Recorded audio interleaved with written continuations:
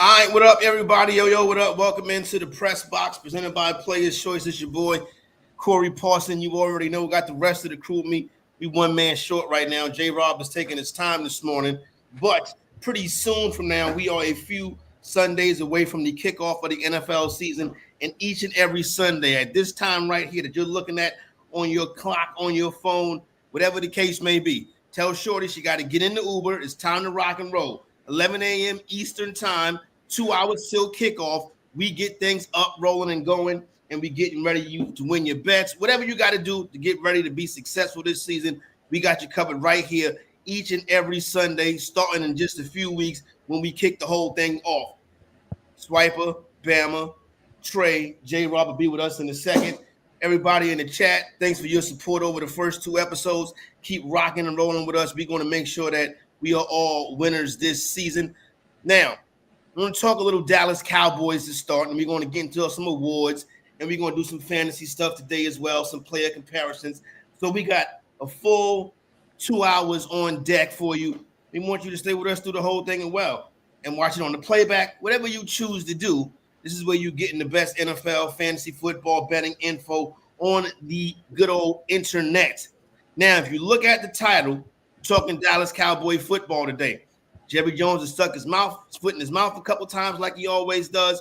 But we all know the Dallas Cowboys ain't going winless. Matter of fact, I got them as a 9-10 win team this year that will win the 7th seed of the wild card, probably over a tiebreaker over the Commanders. Now, with that being said, this Micah Parsons situation, Swipe, it's pretty interesting. There is rumors, reports coming out that he will be made the highest paid player, defensive player, non-quarterback in NFL history. That's where it looked like it's going. Do you believe that to be the case? And is Micah Parsons worthy of that? Yeah, I think that he's one of the 5 or 6 best defenders in the sport. So I think that he definitely deserves the money that he's going to get. You know, I think he's one of the best young pass rushers and one of the best pass rushers coming to the league in the last 25 years. You know, whatever that notch is right below, I would say like Von Miller and Khalil Mack. I think that's where Micah Parsons is. There's no disrespect. I just think those two were just absolute like anomalies, you know, in the sport. I think that Parsons is just as good as a lot of players that have come through the building. And I think for the issue is for the Cowboys, you know, I've listened to a lot of different outlets about this. You know, a lot of people are of the mindset that the reason Jerry Jones does this every single time when it comes to paying a player because he wants to be in the spotlight. And honestly, I can't think of another reason that you would want to do this. I mean, they could have paid Dak early. They could have paid CD early. They could have got this done with Micah Parsons, and they could have had more assets to continue to build their roster, let alone like their running game, their linebackers, even just like additional help in the DB position. So I don't really understand the logic, but this is just the way Jerry does things. And I think those comments that he shared when he was talking about we didn't have Micah for 6 games last year, Corey, Bama, and Trey, I thought that was just one of the most ridiculous things I've ever heard an owner say about a player, given how brutal the sport of football is, given how good Micah Parsons is. I mean, the only reason, Corey, their defense has any respectability is because he can maneuver from the inside tech to the outside if you need to be in a 9 or a 7. His ability to be an inside linebacker rushing through the middle on an A-gap fire, like he just does it all.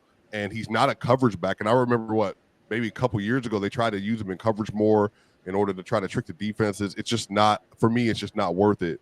I think Micah is one of the best pure pass rushing talents that we have in the sport. And he's going to be the highest paid player, non-quarterback that we've had in the league, but he could have had him a lot sooner. They wouldn't have done this. So I think Jerry, it's just all about the show. I think what Jerry said was disrespectful to the players, not just Micah Parsons. And I think Micah Parsons is going to get every single penny that he has earned over this point in his career. It's one of the most talented defensive players in the land. Yeah, Micah Parsons, definitely everything you say right there, Swipe. There's nothing that I can say that I disagree with. Obviously, Bama, you know that this is Jerry's thing. He wants a situation to where all eyes on Big D, all eyes on the Dallas Cowboys, all eyes on what's going on. You know, Jerry love it when they're talking about his Cowboys, but he could be saving himself a couple of dollars, even though he probably don't need to save a couple of dollars, but he could be building a roster better, not having to get rid of some players if he go ahead and get on top of these things. That's the way the NFL is nowadays. You pay the player a year or two before the contract is up. So you're not chasing the next big contract like you had to chase TJ Watt contract, or whatever may have you. We know why Jerry does this. What do you think about the reason why? Your thoughts on Parsons and your thoughts on really the organizational structure of the country club Cowboys. Honestly, man, I can't really second up what Swiper said. He hit all the points for us regarding Michael Parsons. Phenomenal player. Sometimes I do think they play him out of position a little bit too much, especially trying to have him set the edge for us in the run game. But that's really the only negative thing. Outside of that, he's been nothing short of magnificent. I just think Jerry Jones, I hate to say it, man, he's an idiot, bro. Like, he gets in his own way too much. You know what I mean? Like, you can go all the way back when he said he wanted to draft Johnny Manziel with the 5th overall pick. His son Steven had to step in and draft Zach Martin, which ended up being one of the greatest moves in history for the Dallas Cowboys. They built the second Great Wall behind that. But, man, I think he's just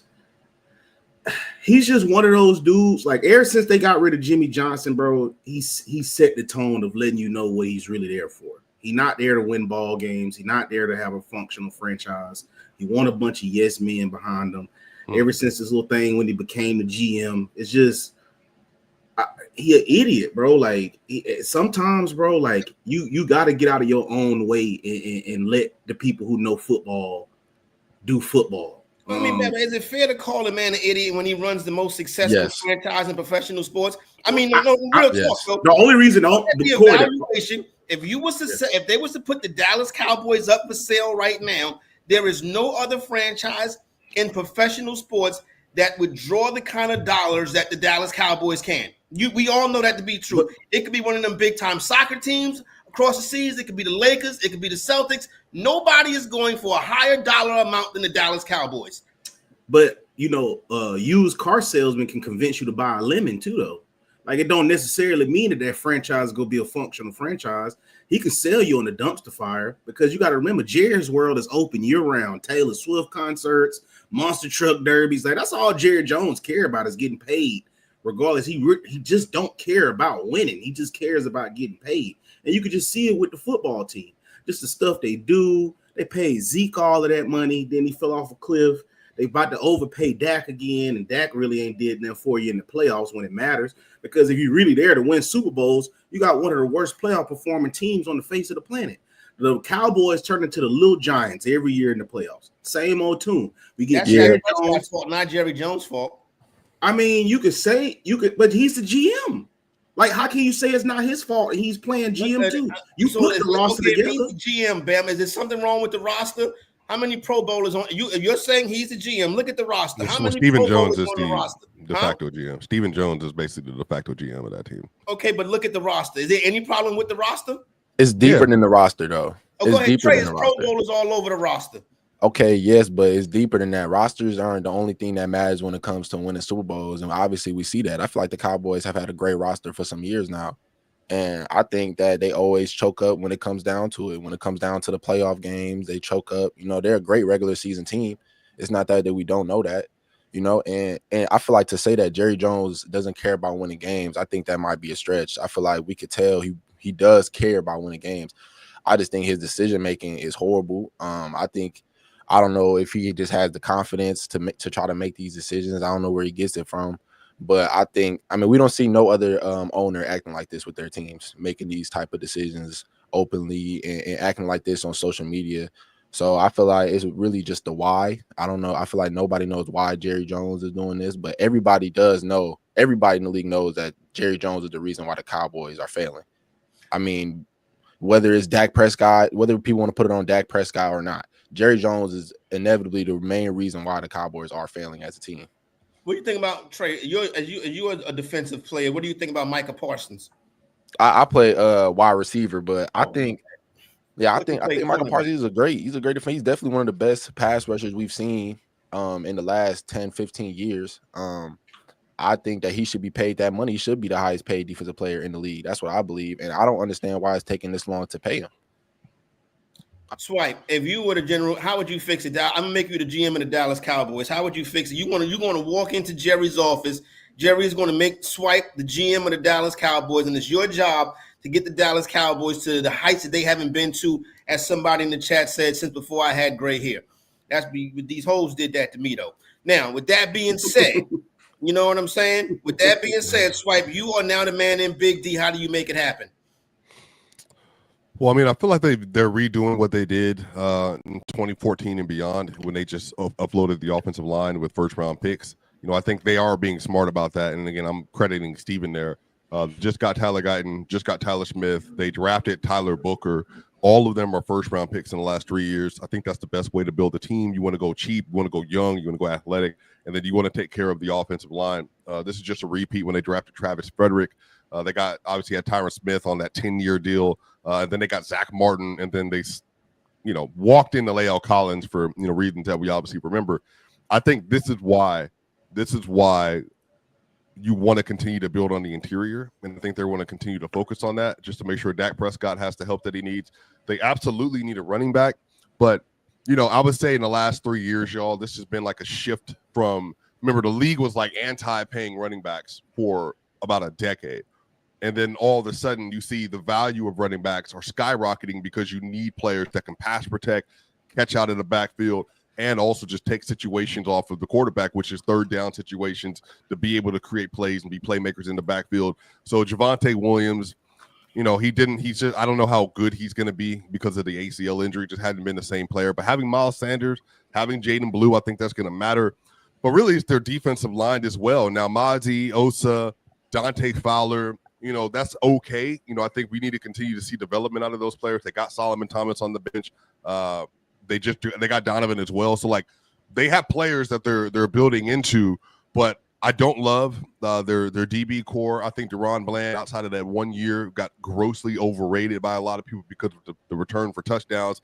I think that Trayvon Diggs, again, good corner, but I think he's a big gambler as well. I think if you have a competent scheme, you can use this defense, and the defense can be respectable. But the problem is that I don't think they're super deep. And then on top of that, their offensive line is still developing. On top of that, they're in a situation where they don't know what their running backs are going to look like this year. So Dak Prescott has very good receiving options, a good tight end, I would say, relative to the league, a young offensive line, and then the defense is probably not going to be great, and especially the run defense, Court. You can't stop the run. Eberflus has the DC this year. Eberflus, listen, he may have been a terrible head coach of the Chicago Bears, but Eberflus know how to coach the defense. Will we all agree on that? Yeah, I mean, but yeah. If he can turn water into wine, because that's kind of what the situation is going to be. Their run game, their run game on both ends is bad, and their run defense is bad. So, yeah, maybe he can do it. Maybe he can make it work. Maybe they stack the box, and who knows, we can kind of go from there. Or they just teach, like, proper technique, and they're just holding up their gaps well. But that's still going to be a lot of pressure on the inside linebackers, like, at that point. And, like, we'll see. I don't think they're that talented. And I think this is one of the worst rosters they've had in since Dak's been there in 2016. So I think a lot of this is going to be on him to try to make this thing work. Well, if it's going to be on him, it's not going to work because we've seen since he's been injured, since he came back from that leg injury, he has not been the same player. And a statue quarterback like Dak Prescott can't win in today's NFL. He just sit back there, throw interceptions, and let the team down. I'm not a Dak Prescott supporter despite being a Dallas Cowboy fan. But I do want to get into some NFL awards, right, and give you guys a couple of options, talk about some of these players. We'll start with Defensive Player of the Year since we started off talking about Micah Parsons. So what I want, fellas, is I want one of the favorites, and I want a guy that you think could be a long shot to win the award, right? So give me a favorite and give me a long shot. I'm not going to name the sports book that we're going by because they ain't cut a check yet. You want us to name the sports book, cut a check, we'll put a logo right there on the bottom of the screen, and then we'll figure it out from there. But right now, Defensive Player of the Year, Bama, the leader in the clubhouse, is Aiden Hutchinson of the Detroit Lions. Probably would have won the award last year, coming off until he got injured. He's coming in right now at plus 650. Second is the Dallas Cowboys, Micah Parsons at plus 750. Then familiar names, Myles Garrett and TJ Watt, 850 and 950 respectfully, followed by Will Anderson Jr., Jared Verse, and then Max Crosby at 16-1. Give me one of the favorites and one of the long shots. Well, my favorites would probably be between Max Crosby and Myles Garrett. Those dudes, they motors are ridiculous, man. I mean, I even probably go with Swiper Boy too. Sertan. He can be another one. At 40-1. Sheesh. So back to back. But because I think that defense is gonna get a lot better with him having Jadale over there. I don't know, man. My long shot probably would be I'll probably go Myles Garrett for real, just because of to me, he the best defensive end in football. Easy. Set to run, can pass rush, freak of nature. My long shot though, if I had to take a long shot, super long shot. That's a tough one, man. I'll probably go somebody like either Jared Verse, Dexter Lawrence. Yeah, one of those dudes. I could agree with the long shot Jared Verse. I definitely see that potentially happening. I could agree with that. I think Will Anderson, though, I feel like he has a great chance of winning it. Nah, man, I would honestly, that's what I was thinking. As soon as you say defensive player of the year, that's the first name that comes to my mind.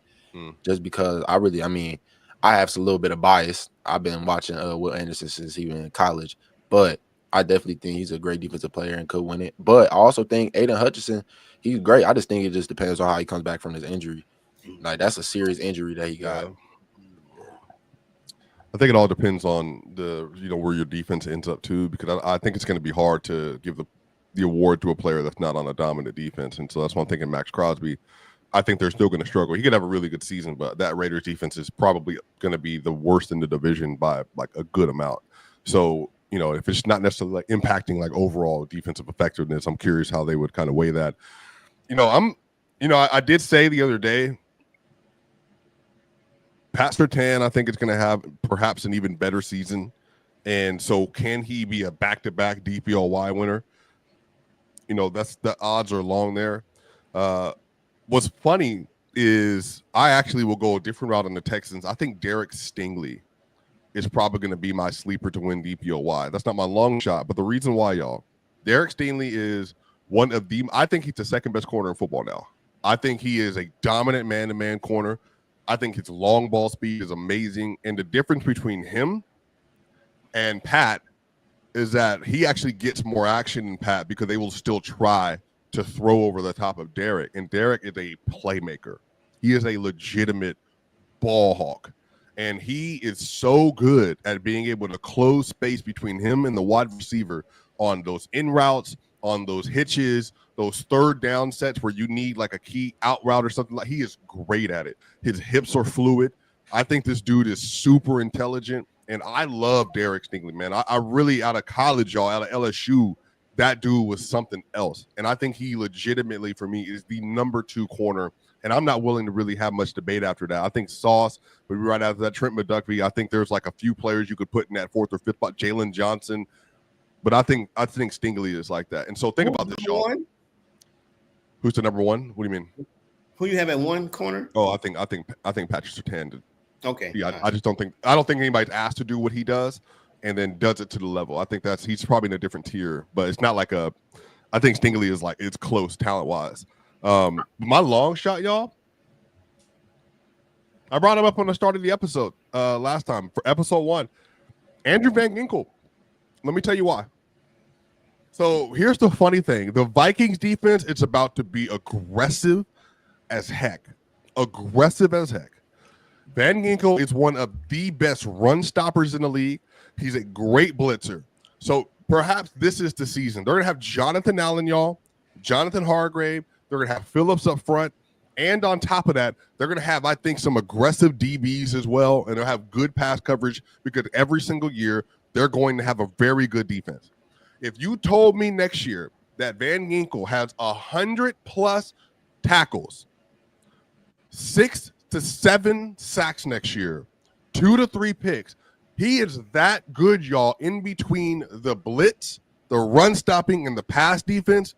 I would not be shocked if next year the surprise DPOY of the sport. Could think about this. If Minnesota dominates that division with JJ McCarthy again next year, Corey, if Minnesota is able to continue to be an elite run defense, Van Ginkel's numbers are going up. The defense is there because the DBs are playing really well. They're winning 11, 12, 13 games with a rookie quarterback, and they got a top 3 defense as well.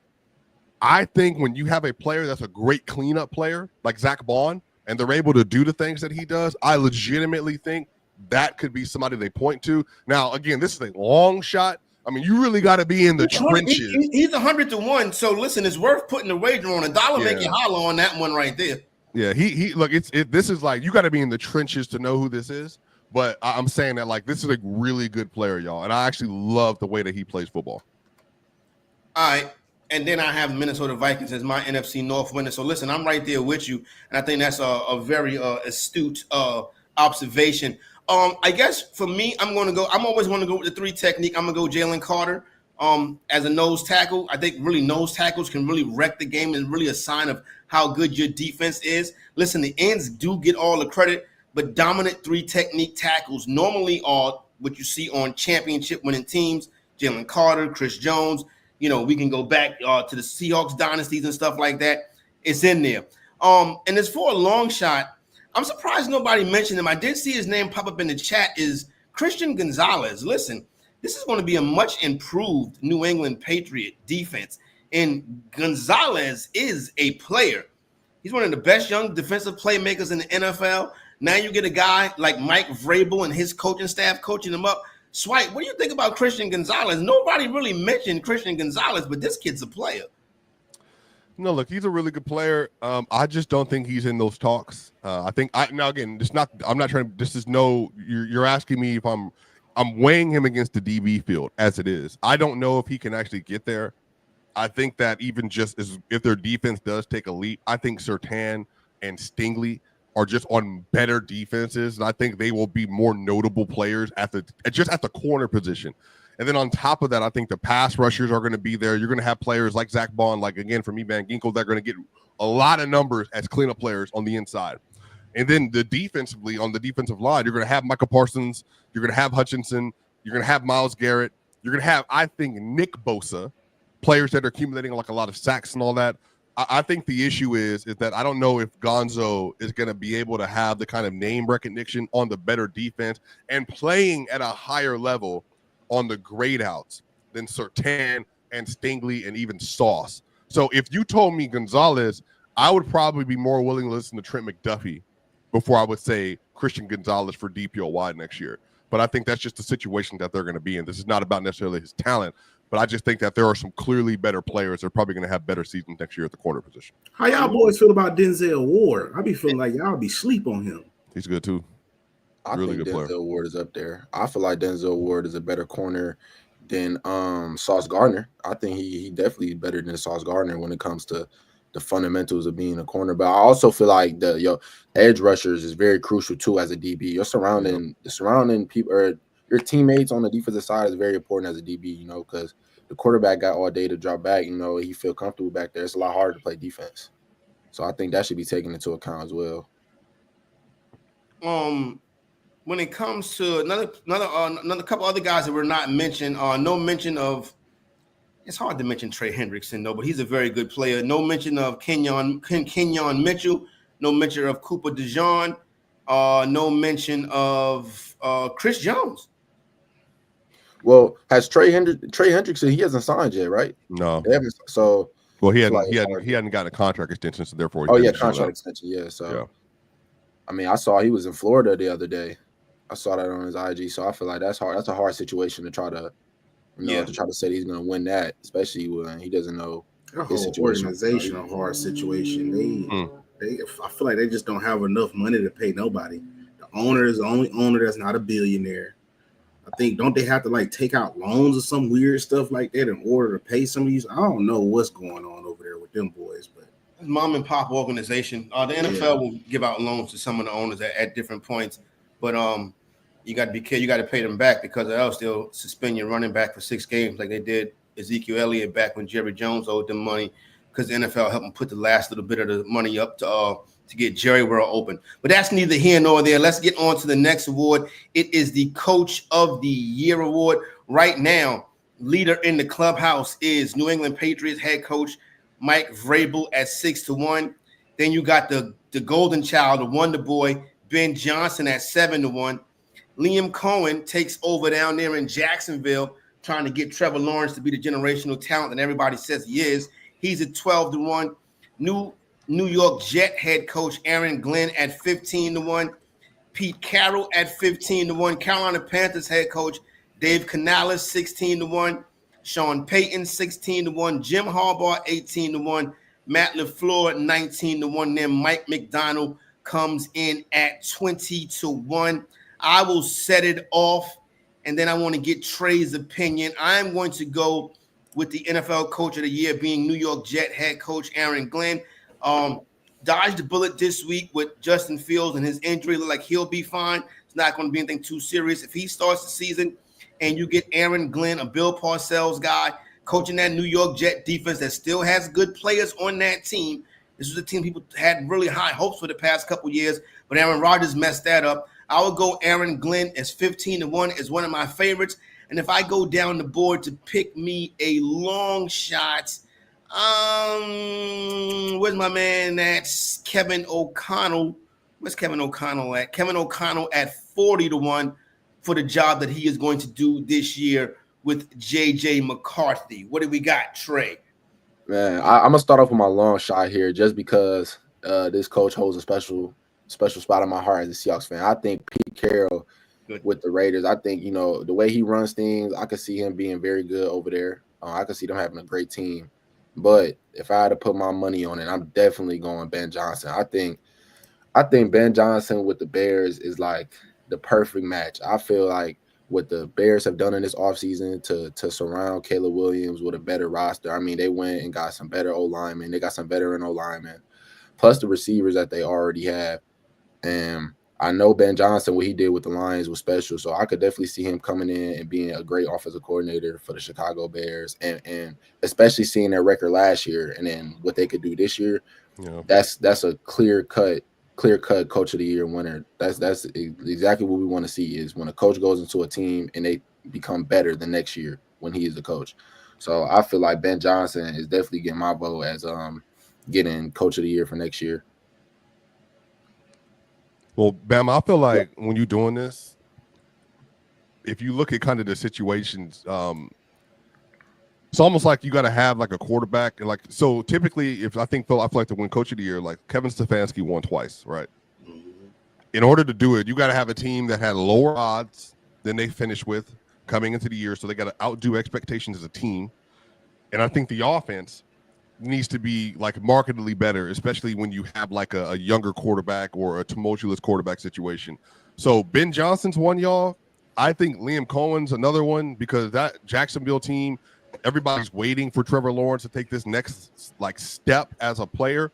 So if there's a situation where Trevor Lawrence next year has below like an all pro level season next year, like whatever that next year is underneath that, he gets 25 TDs, 6 or 7 interceptions, kind of like a Justin Herbert season. They win 11, 12 games. The offense looks good. The defense looks even better. Even, look, they drafted a bunch of young players.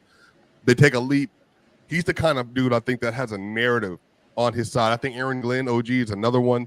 I think that even if you're looking at a situation like Dave Canales and the Carolina Panthers, like they take a leap. If Bryce Young is able to continue what he did that last stretch of the year, he does that this next year. They win 9 games, win 10 games. They overcome the odds, younger roster, all that stuff. I think that's another one that would be a good nominee here. But y'all,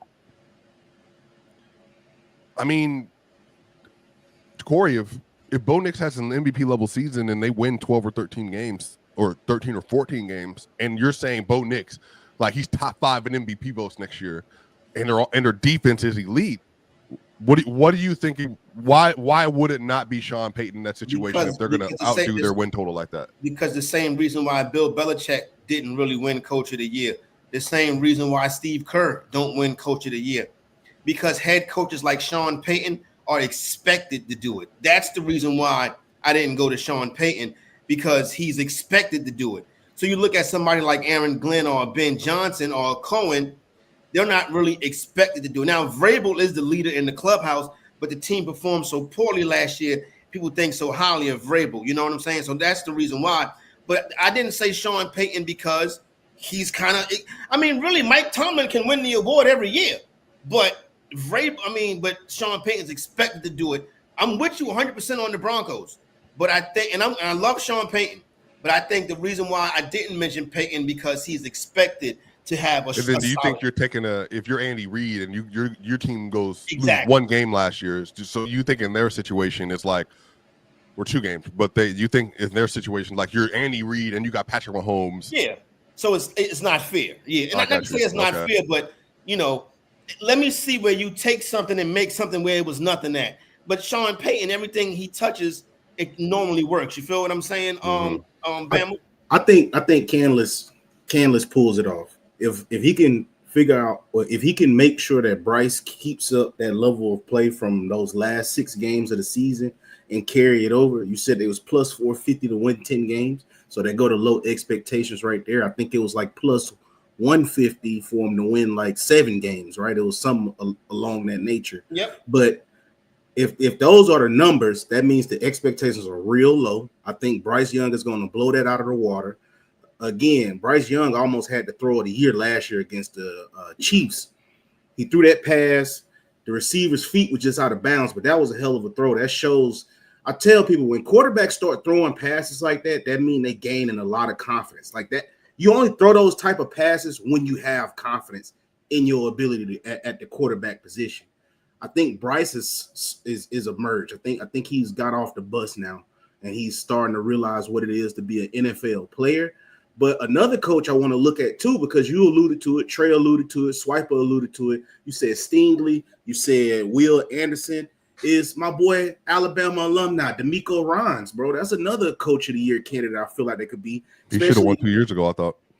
And especially if he does what he does this year with Jaden Higgins, Nico Collins, you know what I mean? A lot of his receivers still hurt. The running back, Joe Mixon, he finna be out indefinitely. So they finna rely on Nick Chubb. I'm thinking DeMeco Ryans, if they go up in there and CJ Stroud is the top. Bro, how you gonna say Jaden Higgins? You're not gonna bring up Jalen Noel? They got both of them. Oh yeah. Both. They got Jalen Noel is nice. Jalen Noel is nice, bro. Noel is now you want to talk about a route running monster? Yeah, oh my gosh, for sure. But I just think this could be an opportunity for DeMeco Ryans to possibly get a lot more recognition. I mean, I know he already has recognition for being a D coordinator, but I just think he could possibly win Coach of the Year. Don't you think their offense would have to have a bounce back though, Bama? Like, and now with their offensive line being what it is too, bro. Like, but I think CJ Stroud, bro, could mask some of that. I think CJ is maybe I'm a lot higher on CJ than what people think, but I think he the real deal, bro. Like, no, he is. But like, if I told you, Bama, the offensive line is like close to 25th, 24th in the league next year. No, it's a bad O-line. But if I tell you Chubb is there for, let's say the first 6 games, however long Mixon is out. So let's say he's by himself for 4 games. And then Mixon comes back, and then they have 2 running backs for the rest of the year. And then Nico Collins is healthy all season.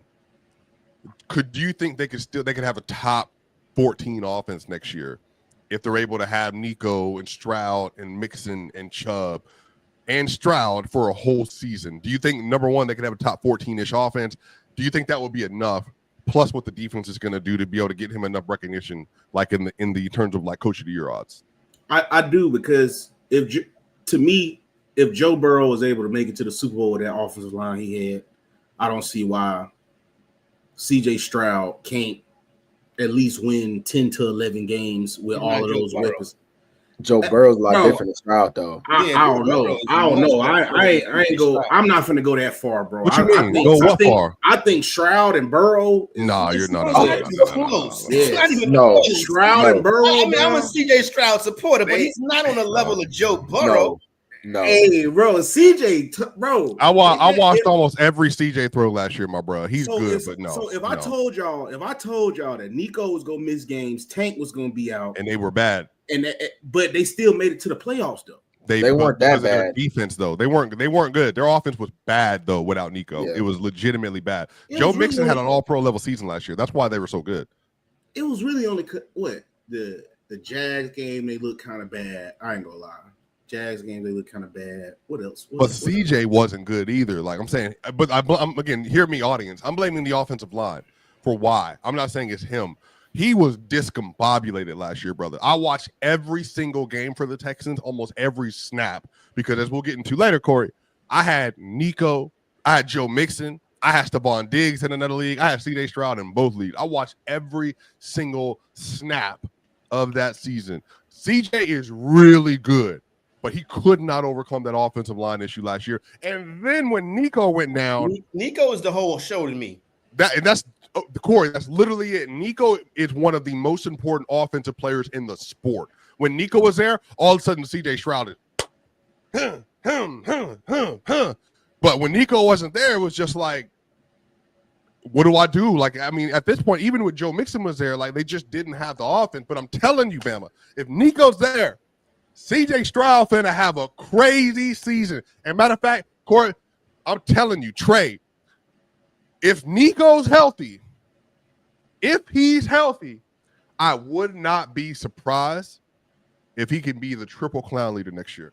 That's how good he is. All right, let's do this. Let's hop into it. We've got our coach of the year players in. Let's go to offensive player of the year, and let's see if you're going to put your money where your mouth is, right? Right now, Saquon Barkley is the leader in the clubhouse at plus 650, followed by 7-on-7 Jamar Chase at plus 950. And then my guy, Jahmyr Gibbs, put a check next to it. My first pick is going to be Jahmyr Gibbs at 12-1. Then you got Derrick Henry at 14-1, Bijan at 14-1, Puka Nacua at 16-1, very sneaky right there. Justin Jefferson at 16-1, just like Puka. CeeDee Lamb at 20-1. Also at 20-1, Nico Collins, 22-1, Christian McCaffrey. Everybody else considered a long shot. So I'll set it off. I got Jahmyr Gibbs 12-1 as one of my favorites. For my long shot, let me look down here a little bit. No, it won't be him. I'll get back to my I'm going to continue to look. That's an interesting one right there. I'll get back to my long shot.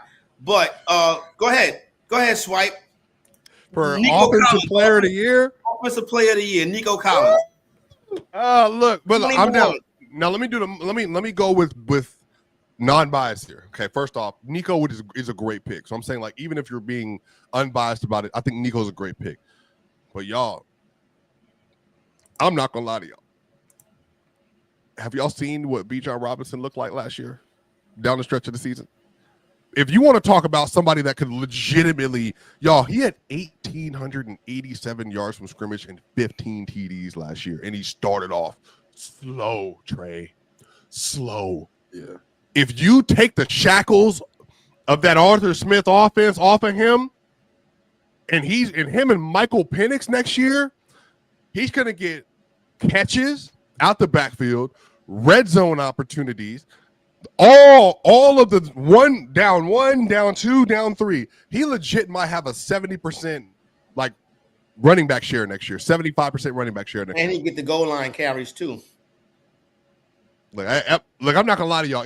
Corey, if you told me next year that there was a running back out there that had 2,100 all-purpose yards and had 15, 18 total TDs, I think it might be Bijan. But the thing is, Jahmyr Gibbs can do that too, right? Yeah, Jameer's another one, but the thing is, Montgomery's so good that I think like you can't not play like Dave Montgomery. You know what I mean? Like you legit can't. Jahmyr again might be the best per touch running back in the sport. We had this conversation already. I'm with you, but the issue is like, well, I'm not gonna not play David Montgomery. Like the dude is a monster. Like he legitimately is a really good running back. Bijan is by himself. Tyler Algier, man, he's there to spell Bijan. I'm not gonna lie. I'm saying Bijan, Nico, CMC healthy season. No. I'm saying Bijan. I'm saying Nico, and Bama. Give me Jamar Chase. Those are my top three. He there to spell Bijan, but how they use him though, it's like they almost be trying to phase Bijan out of the game sometimes. I don't like how they use Tyler Algier. They don't use him like as a spell back. It's like it's like they'll get it in the spurts where you don't even see Bijan for like 8-9 plays. It was like sometimes it was drives where we won't even see Bijan, bro. I think you're right. It's the offense got shackles on him, but he magnificent. To me, coming out of college, one of the greater running back prospects. I was telling people he up there like with Adrian Peterson them for his freak of natures, bro. That dude is some serious. I know OG love Gibbs. My brother had saw the show OG. He said you was cooking some with Jahmyr Gibbs. I ain't gonna lie. So I wanted to tell you that. But I would think, me, man, I don't know. They might be burnt out of it, but I'm gonna say Derrick Henry. You keep leaving Derrick Henry one-on-one with a free safety every time because you want to account for this guy, the jersey I got on. I don't see how he don't run for anything less than 1,900 every year over there in that Ravens but no pass work though. I get it, bro, but you got to compare him to Saquon. Like Saquon, I'm old school. You can run the ball, bro. I really don't care about what you can do out the backfield. That's just icing on the top. Like a running back that can catch out the backfield, just like icing on the cake. But Saquon had a better rushing year too. Yeah, he did have a better rushing year. And a better offensive line. Just by a little bit. Derrick Henry ran for what, 1917? Yeah, but Saquon he could break the record next year though, bro. And then Derrick Henry ran for 2K twice. That would have been the only time running back in history to ever do that. That's why I was like, they probably had to chill out right there because Derrick Henry is going to really become a golden statue while he's still playing. My long shot though is I'll probably say not even an off-brand value version of Jahmyr Gibbs, but just a little different variation. I'm gonna go with my team, Devon Achane. If Devon Achane can give you 1,500 all-purpose, he's good in that offense, man. I don't know, man. I think he has a long shot chance to win that award too. Last year, Devon Achane had 907 rushing yards, and which was he had 6 TDs rushing, but then on the other end, last year he had 592 receiving yards, had 78 receptions this last season, and 6 TDs. So, could he, Bama, be putting up? Could he put up 1,600, 1,700 all-purpose yards next year and 16, 18 touchdowns, 78 to 80 receptions? Yeah, the biggest question mark, really. I was talking with somebody in Instagram, is Tua, and also how Mike McDaniels utilizes the other quarterbacks if Tua, because I never want to wish nobody to get injured, especially Tua, what he had been through. But it's football. It's you got to just think about it. And I'll probably say Mike McDaniel, he didn't utilize the other quarterback's strength. It's just like he made sure the offense, he kept calling the plays as if Tua was still there. And it's like, bro, these dudes not Tua. Figure out a way how to utilize their strengths to help the team keep winning games. And if Mike McDaniel does that, but I also say this too, if Quinn Ewers in some way cracks that lineup and plays, man, it's gonna get real tough. I think Zach Wilson's going, I think Zach Wilson's going to win the job though. I think Zach Wilson being away from the Jets and then going to Sean Payton for a little bit, bro. I think that should probably help him. Go ahead, Trey. Trust me, Trey. Let's go ahead. Zach Wilson over Fields. No, Quinn Zach Wilson, Ewers. Quinn Ewers. Quinn Ewers. Yeah, he's with the Dolphins now. Yeah.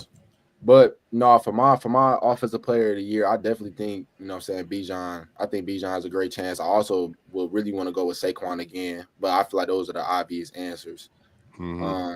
This award usually does go to a quarterback or a running back, but the receiver in me is going to say something crazy right now. I really think that Xavier Worthy has a chance to have a great season this year. I feel like he could win it. I think Patrick Mahomes going to throw it to somebody, right? Yeah, Rashee Rice, the best receiver on that roster. Rashee Rice, he's suspended though.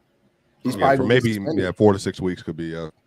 Yeah, so I definitely think Rashee Rice is the best receiver on that team, but I could see Xavier Worthy having a breakout year, throwing it to that slot. Patrick Mahomes making that quick, easy pass. I also really like Malik Neighbors too. I think Malik Neighbors is a great receiver. I know he's in a tough. You shaking your head, so I know he's in a tough situation. No, he's cold. I'm with you. He's cold, bro. Yeah, he's cold. He's real cold, and I think he can do some special things.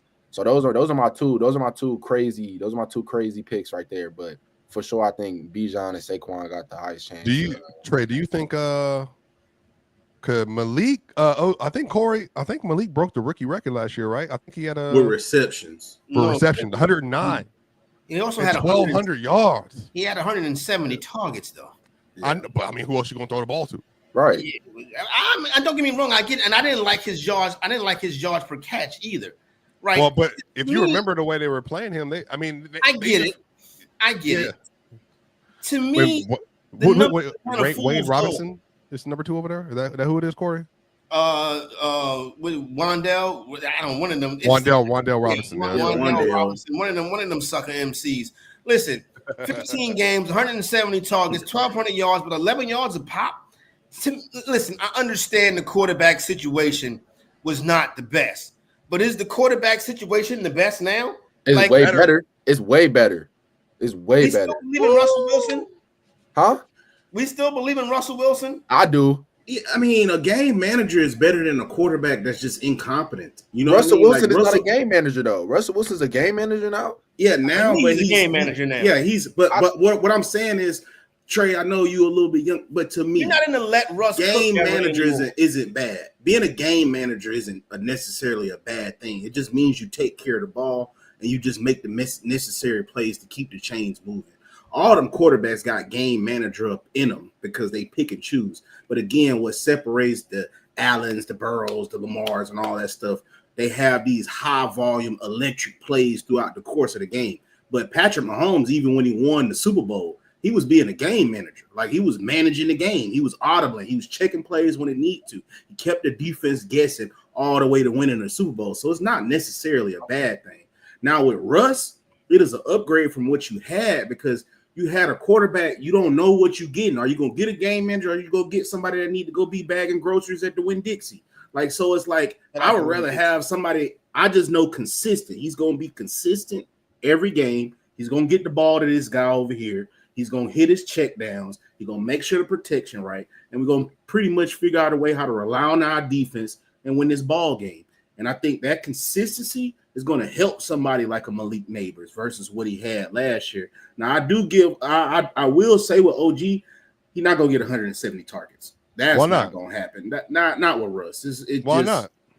Because Russ is not a panicking quarterback that's trying to make the roster. Whereas it's like, I'm going to just chuck it to this dude. Russ is going to survey the field, and he's going to always try to. Bro, look at this though. So they got Tyrone. Who the tight end right now? That's who receptions is going to go. Theo up. Johnson. That's who receptions going to go up. Russ. Theo Johnson. Tight ends. Russ likes his tight ends though. Yeah, but Russ didn't. I mean, he's never really ever had a high volume tight end though. So I think like some of that, even with Freiermuth last year, like Freiermuth was really good, but like he's way better than Theo Johnson. But look at this, y'all. They got Tyrone Tracy, Devin Singletary, and then Cam Scatterbo. They got Wandale Robinson, Darius Slayton, Zach Pascal, Lil Jordan Humphrey. Oh man. And Malik Neighbors. I'm not gonna lie to you, Bama. He might get 200 targets. If I'm at fantasy, if I'm in pick 5, 4, back half of the first, he might be the first thing I look at. If he plays all next year?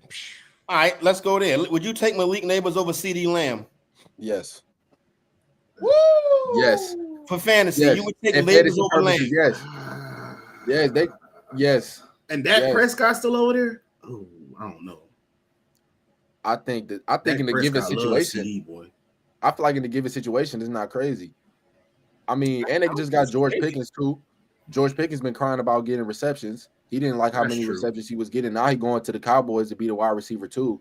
I mean, we can all see how that's gonna go. All right, so if I'm looking at half PPR right now, so they got CeeDee Lamb's wide receiver 3 on Fantasy Pros, and they got Malik Neighbors at wide receiver 5. So you can make an argument, Corey. Yeah, I mean, you can make an argument. But I'm not saying what Fantasy Pros got. I'm saying what would you do if you was on the clock? Well, I'm thinking though, like the touchdown value CD's probably gonna have though. I just don't know if Malik's gonna have the touchdown value that CD, because CD's a demon in the red zone. Like he will score. But bro, I don't know if I can pass up 180 targets, a better QB in Russell Wilson, a better schemed offense for Malik Neighbors too. Because the other thing too is when they had Daniel Jones, you have to limit what you can do with the playbook because he just simply can't throw the ball like where it needs to go half the time. So I think some of this is just like, and they were playing with nobody. Like they had 4 starting quarterbacks last year, I believe. They were playing with nobodies. We were making a big deal out of what was the last QB? Tommy DeVito. Tommy DeVito, the DeVito, the whole New York, the whole New York thing. Like, oh, his family is out here all that. Yeah. It was a story. So they got Russell Wilson and they got Jameis, y'all. So if Russell don't play, Jameis is launching that thing to Malik Neighbors. Jameis is big in the locker room too, though. Jameis is huge to have in the locker room. He really is. You make a great point with that. And let me tell you something. If Jameis was the starter, if Jameis was the starter, he would throw the ball to Malik Neighbors 200 times. Because he was forced to might go to the other team, but you know, it is what it is. But all right, so let's keep it going with Malik Neighbors. Malik Neighbors, Trey, or Amon-Ra St. Brown. Okay. If we talking for fantasy purposes, no, I'm going. I mean, I really don't think it's that crazy to compare them to, just off the fact that the Lions coming with a new coordinator, and I'm not a big fan of Goff. I mean, I think he's a pretty good quarterback. I'm not a big fan of him. I would pick Amon-Ra St. Brown just to be secure and be safe in my fantasy, but it's not crazy to go Malik Neighbors over Amon-Ra when you're talking a fantasy perspective, because Malik Neighbors is going to get the ball. We know that. He's going to get the ball for sure. We know Amon-Ra is too, but, you know, we got J-Mo coming up. J-Mo's going to have – he's expected to have a breakout season, so he's splitting targets with him and Sam Laporta. Plus, they got Jahmyr Gibbs. Like, the Lions have an all-around better team, which I feel like that, for fantasy purposes, that changes things. Especially when it comes to targets, getting the ball, and touchdowns, and who the coach is calling a number over and over and over and over. We're gonna see Malik Neighbors getting his number called over and over and over and over again. That's gonna be their safe. I think he has back-to-back top 3 finishes. Y'all half PPR, full PPR. St. Brown. Yeah, man, that's Trey. I feel you, bro. I mean, I probably would lean safe Amon-Ra. I still think Bama, like, his target share last year, it started off at 27%, and then it fell to 23 in the last 7 games. Like, I mean, he's a monster. He gets a lot of volume, a lot of targets. He played through a lot of injuries too, though. He did. And the thing with Jameson Williams is, you said that target share went down. That's around the time when Jameson Williams got invested into the offense. Right. He does not have offensive player of the year odds, and he probably won't get enough action. But he has that type of talent, and he'll have his first real full season this year. Jameson Williams is somebody to keep an eye on. And for fantasy purposes, I would fool with J-Mo before I wait on dudes like Rashee Rice, and who else is supposed to be suspended to start the season? Some other, I can't think of it. These dudes always getting in trouble, but who am I to criticize them? I want to keep going with this Malik Neighbors thing right here. Bam, did you have a Malik Neighbors St. Brown opinion?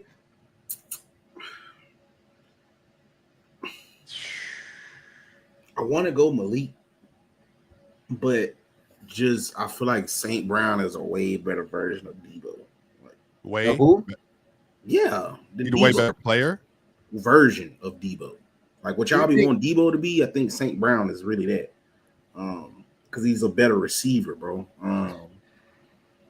Yeah. I mean, I don't think Amon-Ra is close to being as good as a receiver as Malik Neighbors, though. I think for fantasy. It's just the other thing that he provides, getting the ball in the backfield. Amon-Ra's good at everything, though. He doesn't have a weakness. Okay, yeah, but I don't think he's more talented than Malik Neighbors at the wide receiver position when it comes to being fundamentally, like, who's fundamentally better as a wide receiver. Yeah, Amon-Ra could do more things. He can get the ball. Amon-Ra's a better receiver at this point, though. Like, he's not. I think he's much more polished, though. Like, much more polished as a route running and hands. And I think route running. I think just knowing like as you play receivers, obviously. So like just even knowing where to go, zone defenses, like where to break versus certain like corners, like knowing where you are in the field. Like Amon-Ra, like when you get into the red zone, it's just like he just knows where to put his body, where to put his eyes. Like he just is elite at getting off and getting to a spot. And even if it's like you're running like a post corner, like his ability to change direction. I mean, he's strong as an ox. Yeah, like strong, he breaks tackles. He just does it all. But I think Malik, to your point though, Malik in year 2, y'all, with a competent quarterback. I'm not gonna lie to you. I'm trying to figure in my head who I would say is outright going to be better than Malik Neighbors next year. So you would say Jamar Chase and Justin Jefferson outright better than Malik Neighbors, correct? Yeah. All right. And then at the CeeDee Lamb area is where you start to say, okay, this guy or that guy. Well, I think AJ Brown is also going to clearly be better. I'm gonna say this too. If Trevor, I'm talking fantasy. Go ahead, Bama. Yeah, if Trevor Lawrence takes a page out of Mac Jones' book, BTJ also can be in that conversation if he uses BTJ how Mac Jones. That's a good one too. I was going to go with BTJ next, but I was going to get to BTJ, but the next one was going to be Puka Nacua. Me, myself, personally, fantasy purposes, I'm going Nacua over Neighbors because Matthew Stafford has made a career of turning wide receivers into. You saw what he did with Calvin Johnson. You saw what he did with Cooper Kupp, and you saw what he did that first year with Nacua. I would go Nacua over Neighbors, and to me, where it gets tricky is Neighbors or Brian Thomas Jr. You say you're going Puka over Neighbors? Yeah. I'm talking fantasy, but I just Nacua. Look at the season that you understand how this dude had one of the best receiving seasons in history. Puka. Okay, that's true. I feel like coordinator matters though. I think I'm really high on Sean McVay. McVay, and I think that him as a coordinator is team changing, scheme changing, roster changing. Just having him as your coach in general. I mean, we saw what he was doing with before he had Matthew Stafford. Let's not act like the Rams didn't have a good offense before Matthew Stafford was there. When I don't know why I can't think of his name right now. The quarterback that was there before Matthew Stafford. Jared Goff. Yeah, Jared Goff. Jared Goff was throwing to who they made Tutu Atwell look good. And there was another receiver that they made look good. They get Cooper Kupp. I mean, Cooper Kupp is a good receiver, he's a great receiver, but I think Sean McVay helped him huge with that Triple Crown. Like, but I think to be fair, Trey, like I'm looking at Puka stuff. He played 11 games, had 106 targets last year. That's a lot. Games. That's a lot of targets. That's a lot. So you think Devontae Adams takes away from his Devontae share? Adams. I think Devontae Adams is still one of the best receivers in the league. This guy Puka Nacua is a much better player than Devontae Adams is at this point in their career. I disagree. I think Devontae ain't number like 31, 32 though. He's been through it. That's old for NFL. When you playing football, that's tough to be a 31-year-old wide receiver. I feel like people forget who players were because the teams that they get on after their main team, they are in worse situations. So I feel like Devontae Adams is still a great receiver. Maybe he's not as quick and as flashy as Puka Nacua, but he's a veteran receiver that we know has great route running and good hands. I honestly could see Matthew Stafford throwing Devontae Adams the ball more than Puka Nacua in this upcoming season. I think Puka Nacua's targets is for sure coming down with Devontae Adams on the roster. Devontae Adams is not going to the Rams for no reason. That's what I'll say. We know how Devontae Adams is. I mean, we saw it when he was on the Raiders. He wants the ball. That's what he wants the ball. Yeah, he probably also want to play on the West Coast. That's where his family's at. Right? Yeah, he probably but also want to play for a team that's going to win. And we all expect the Rams to be the division winners out there. I don't know. I don't know. Listen, to me, if Nacua is healthy, Nacua can finish this year as WR1. Well, probably WR2 because Jamar Chase might get 225 targets. WR3. Good Jefferson too. I mean, he can finish that. Yeah. I don't see what y'all seeing. Puka cool, Puka? bro. Cool. Puka cold, bro. What you mean? I feel like he's solid. He get the job done, but there's a lot of receivers out there I would take over Puka, bro. Exactly. So many. What do you mean? Neighbors, St. Brown, DTJ, Nico and Neighbors. AJ Brown, Nico. I go Nico. I damn near even take Tank Dell over him. Like, bro, I'll take Tank Dell over Puka Nacua, bro.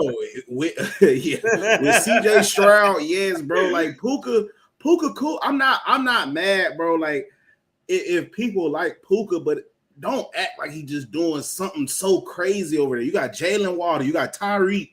We could keep this junk going. We got Godwin. I'll take Ibuka. And Waddle. Well, you said Jalen Waddle. Hey, I don't know about Waddle. I'm not taking Waddle. Hey, I'm taking Waller. If Chris Olave was healthy, I would have took Chris. Who else? You don't like Puka. Let's just call it what it is. I just don't think. Yeah, Terry McLaurin. Like I don't think he's like. I know what this is about. A game forget about changer Tyreek like Hill that. too. Because if Cup wasn't hurt, bro, like I definitely would have took Cooper Cup over Puka Nacua. I mean, they basically let Cooper Cup walk because they had Puka. Because his injuries though, and he's getting older though. Like you know that's Cooper, just more political than anything. Cooper be in Seattle this year, and JSN is a better option than what Cooper Cup is at this stage in their career. I agree. Of course. Yeah, probably. Of course. And I shit, don't look at me. I'll take JSN over Puka too. Yep, I agree. Hey, can you get us Bama? Let's take the little super chat break. You know what I'm saying? And go ahead and handle that business. And y'all take me off the screen. I'm going to get me some water. I got you, OG. All right, man. To get in some of these super chats real quick, Javon Green became a member. Appreciate you, Javon. iOS Inc. What shot do you give Kyle Hamilton to win Defensive Player of the Year? In that defense, That he'll be the best defender on that defense, though. That's the problem. he the most versatile. I mean, they got a better Hamilton is linebacker that I nice. probably want to look at more before him, though. Kyle Roquan Hamilton Smith. is nice though. He is nice. He's cold. He's cold. I think it's kind of low. I don't think it's a crazy shot though to take. The rules back. Appreciate you for coming a member. Rice Espinoza. Eric Espinoza. I'm sorry. What's y'all opinion on who's y'all top 3 receivers in the game today? I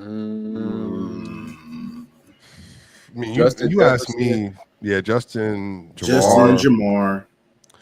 I mean, for me, it's either Nico or Brown, bro. But I'm high on Nico, y'all. Like, I'm high on Nico Collins, bro. I don't think Amon-Ra St. Brown is a top 3 receiver in the league, to be honest. Skill wise.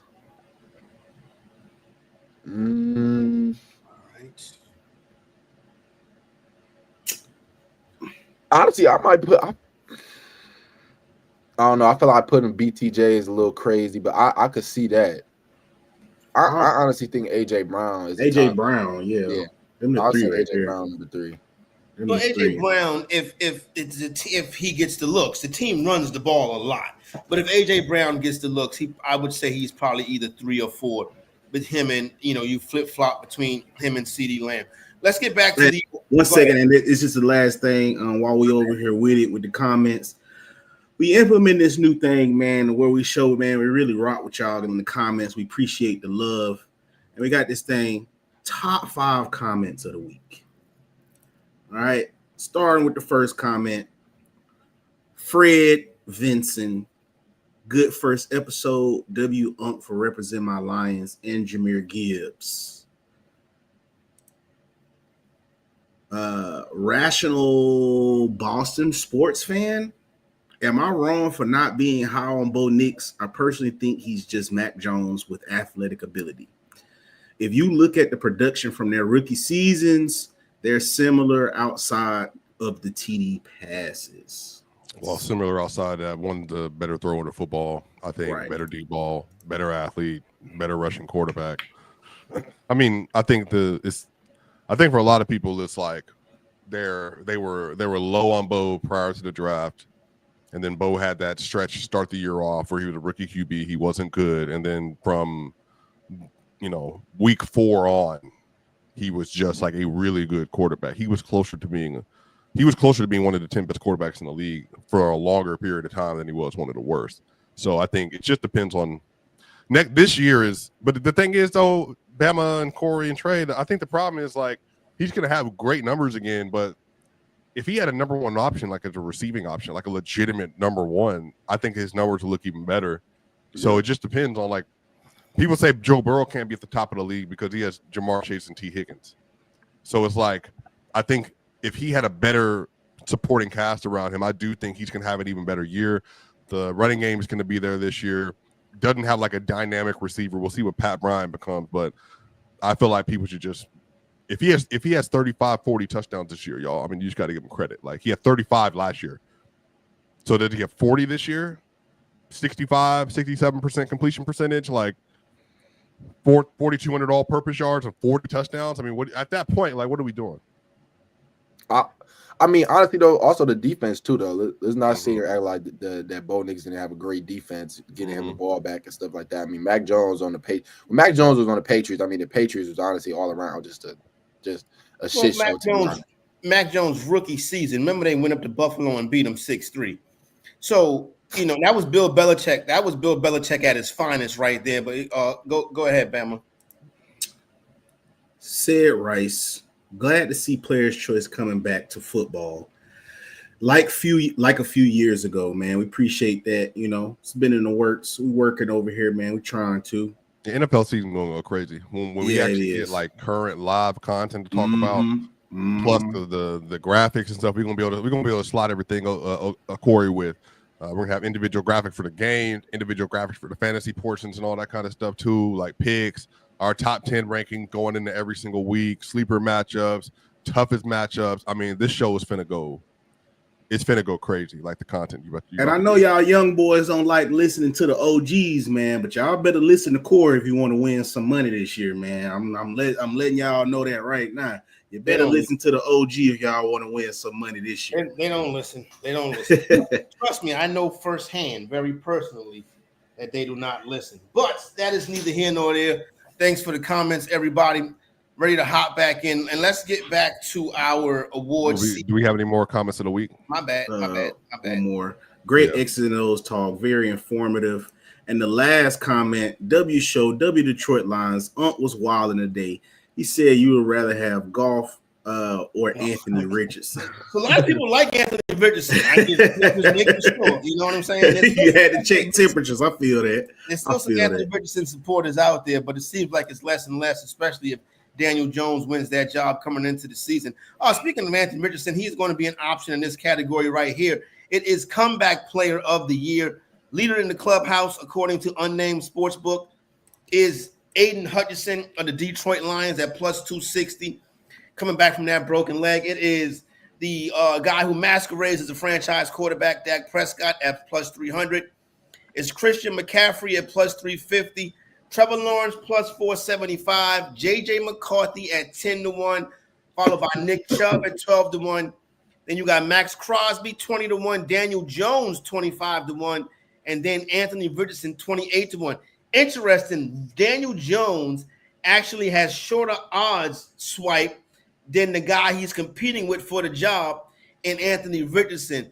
You go ahead and set it off this one right here, Comeback Player of the Year. Same thing, a favorite and a long shot. Oh boy, Daniel Jones. Oh my gosh, I can't wait for that experiment to be over. Pay that man $10 million a year too. Just getting the job. Aiden Hutchinson is a great pick. He was in DPOY talks before he went down. Dak Prescott, despite Corey's constant and incessant hating, it's a really good QB.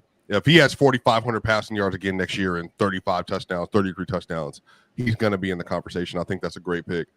JJ McCartney's sneaky because you can go from not playing at all as a rookie to coming back and then having a really good season with elite coaching staff, elite offensive weapons, a good offensive line.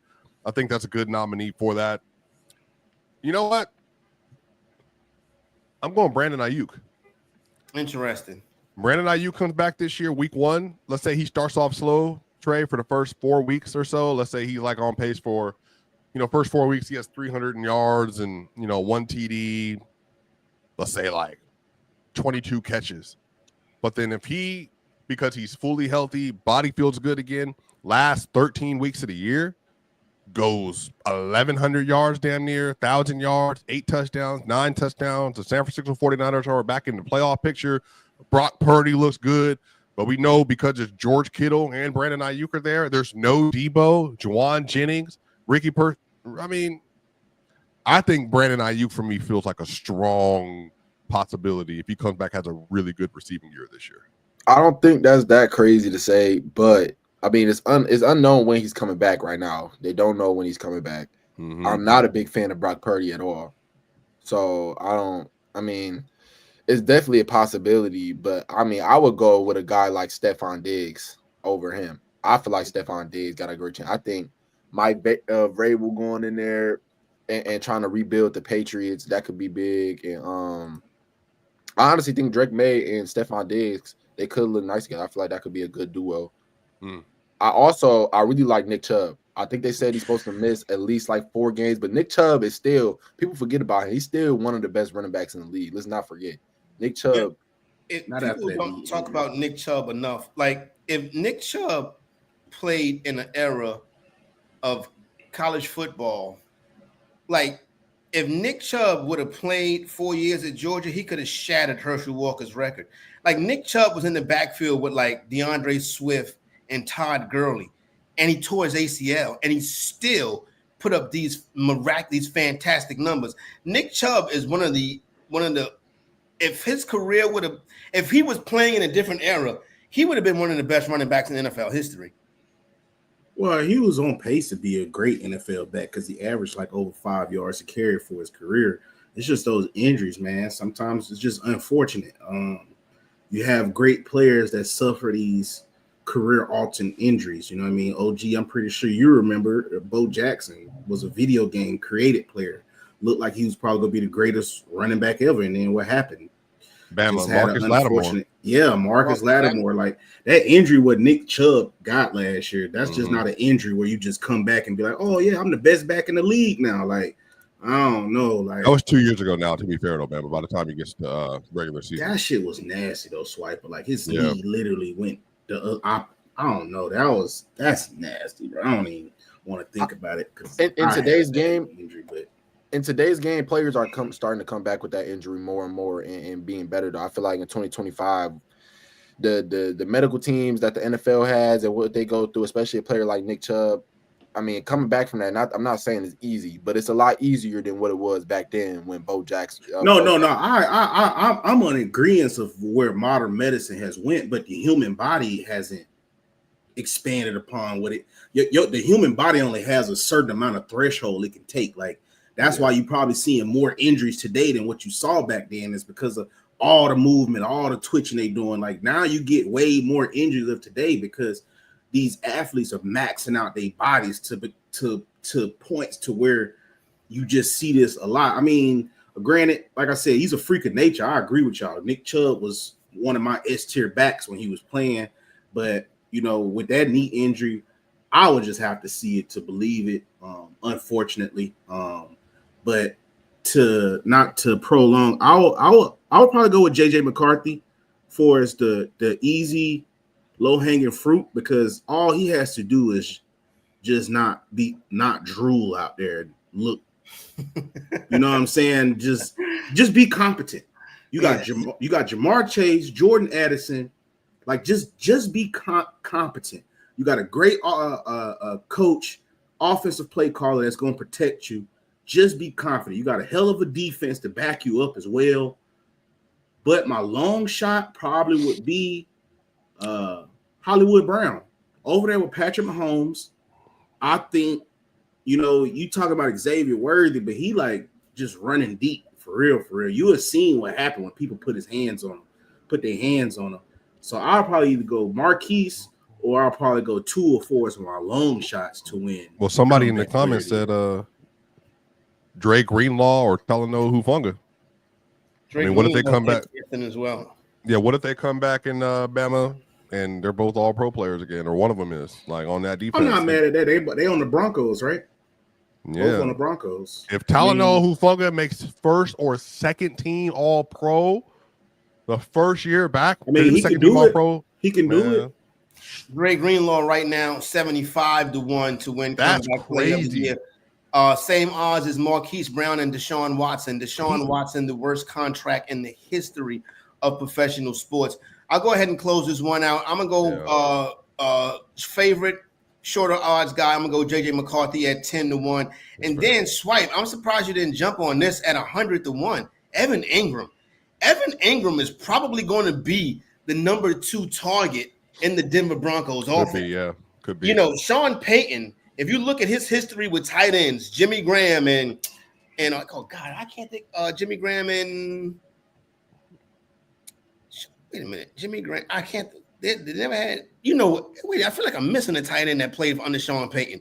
But you get what I'm saying. If you look at Evan Ingram's skill set, Sean Payton, Bo Nix, he's going to get more targets than Marvin Mims, and he's sitting right now at 100. Yes, Jared Cook, and he's sitting right now at 100-1 for the dude that's probably going to get the second most targets on probably the team that's going to finish second place in the AFC West. Behind a quarterback that can throw 30 touchdowns. Yeah, Evan Ingram at 100-1, a dollar make you holler. All 40. What would he have to do that though to win that? He had 100-something catches 2 years ago. Like, would he have to be at like 75 and 806 to win it? You don't need. Well, you need a quarterback. You need McCarthy, Prescott, or Hutchinson not to go crazy, right? And then you need Evan Ingram to probably flirt with 100 catches and flirt with double-digit touchdowns. In a Sean Payton offense, though, close to 100 catches. I mean, could even Cortland ain't going close to that. That's tough. I mean, Evan's a good name. I like Evan Ingram.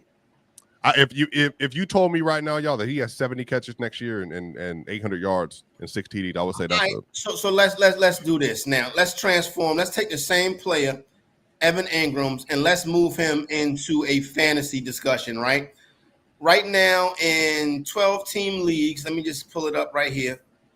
Right now in 12-team leagues, top tight end going off the board is Brock Bowers. Evan Ingram, the numbers I'm looking at is going off the board is at tight end 8.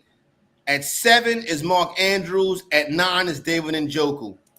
I would take Evan Ingram over Mark Andrews. I would take him over Travis Kelce. Hell, I would take him over I would take him around. I don't like Sam Laporta with J-Mo back in offense full time.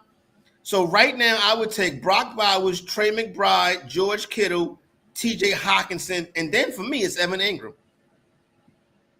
David Njoku? I'm not a David Njoku guy. I mean, it's just him and Jerry Jeudy, though. So, like, you know how it is. Like, it's like when somebody let you down. He was letting me down so many different times. You know what I'm saying? Well, how y'all feel about Isaiah Likely, though? I don't think he's gonna get the share, man. But we've been hearing that, Trey. We've been hearing that for 2 years now, and it's still Mark Andrews. Yeah. That's why I asked. I mean, I could say I'm high on Isaiah Likely. I think he's a great tight end. I think he's fantastic. I think he's whenever you have these, they always talk up. Even Ingram was one of them himself. These big athletic tight ends that play like wide receivers, whether it's Kyle Pitts or OJ Howard or Eric Ebron, Evan Ingram, they don't develop Isaiah Likely. They don't develop like we think they are supposed to. And they take years. Really, the only one has been Brock Bowers. A sleeper tight end or is Mason Taylor, too, for the Jets.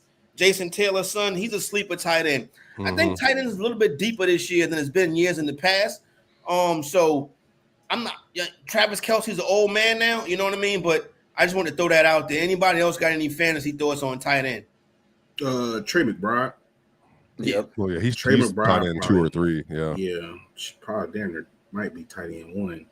Well, yeah, him and Brock. Yeah, that's a. Oh yeah. I forgot about Brock. You're right about that. I forgot about Brock.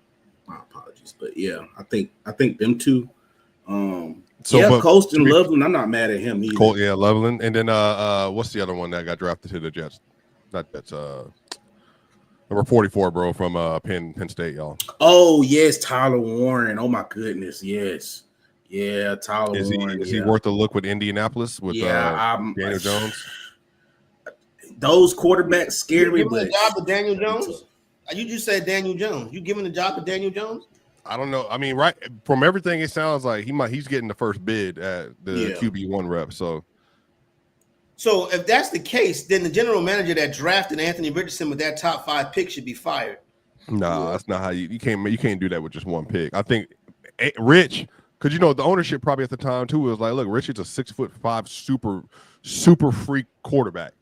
Like and remember, there are a lot of people, including Orlovsky, that were like, if you look at his tape, he actually is a better thrower of the football than people give him credit for when he was in Florida. The problem with him, man, is that he's so inaccurate. He gets so happy with his feet And then that quitter thing it's hard to make up for that in the locker room. Like we talked about that a little. It's really hard to overcome that. I just think that he needs to slow down his processing and what he's seeing on the field. I do think that Warren will help him out a lot. Having a tight end, like an in-between player that's on the seam and in, third down, first down, easy yards, I think that will help him a lot. They got Josh Downs. They got Pittman. Honestly, that's another one, y'all. We haven't even talked about Michael Pittman. If Michael Pittman had a better quarterback, I think he'd be higher on these lists too. Michael Pittman is very interesting. Very interesting. A lot of people think that the other receiver who name skips my mind right now is the WR1 in Indy. Michael Pittman is being slept on right now, y'all, because people are worried about the quarterback situation. And I'll be 100% honest with you. If Daniel Jones does win the job, yeah, Michael Pittman right now in the numbers I'm looking at is going off the board as wide receiver 48. He's going behind Egbuka and right in front of Darnell Mooney and Matthew Golden and Brandon Ayuk, who ain't seen the field yet, and Keon Coleman, who don't get Michael Pittman is vastly underrated, and especially if Daniel Jones get the gig, Michael Pittman gonna be just as good. Didn't Michael Pittman have a crazy season a couple years ago? Let me pull it up right quick. Pause. No, Michael Pittman tough. Hey, while he looking at that, chat, I got to do the Shrek meme for y'all when I say this next tight end, though. Kyle Pitts.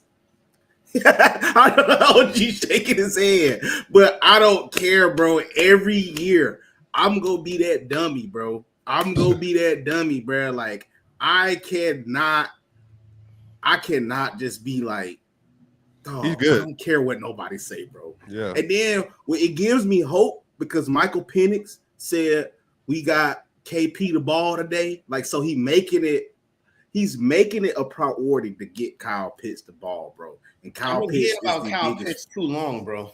Oh, man. But Kyle he's a Pitts hell of a talent, though. But he's like a hell of a talent. He's like the Tooth Fairy, son. You hear about him, you don't see him. He's like Bigfoot. You know what I'm saying? You hear about him, you don't see him. It's very. I can't do it. I can't do it with. I hear about Kyle Pitts' talent every year. Then you put him on your fantasy team, and it's almost cuss just now. And he gives you 3.8 points in the PPR. It don't make no sense. At some point, we got to stop blaming the coaching and be like, Kyle Pitts sucks. Well, I mean, let's look at his. Well, let me see. Kyle Pitts, he is. Oof. They got him. And I looked at it. I looked at an ADP. I was like, where's Kyle? And I had to look all the way down the list. He almost a tight end 3. So hold on, that's bad. If y'all know how tight ends in fantasy, that's crazy to be that. But I just want to say though, after the bye last year, y'all, like when they had a bye in week 16, you know what I'm saying? Like week 12. I'm looking right here. I mean, the last 5 games of the season. I mean, it's not good enough. Is Michael Penix going to save Kyle Penix? 47 receptions, 602 yards, and 4 TDs.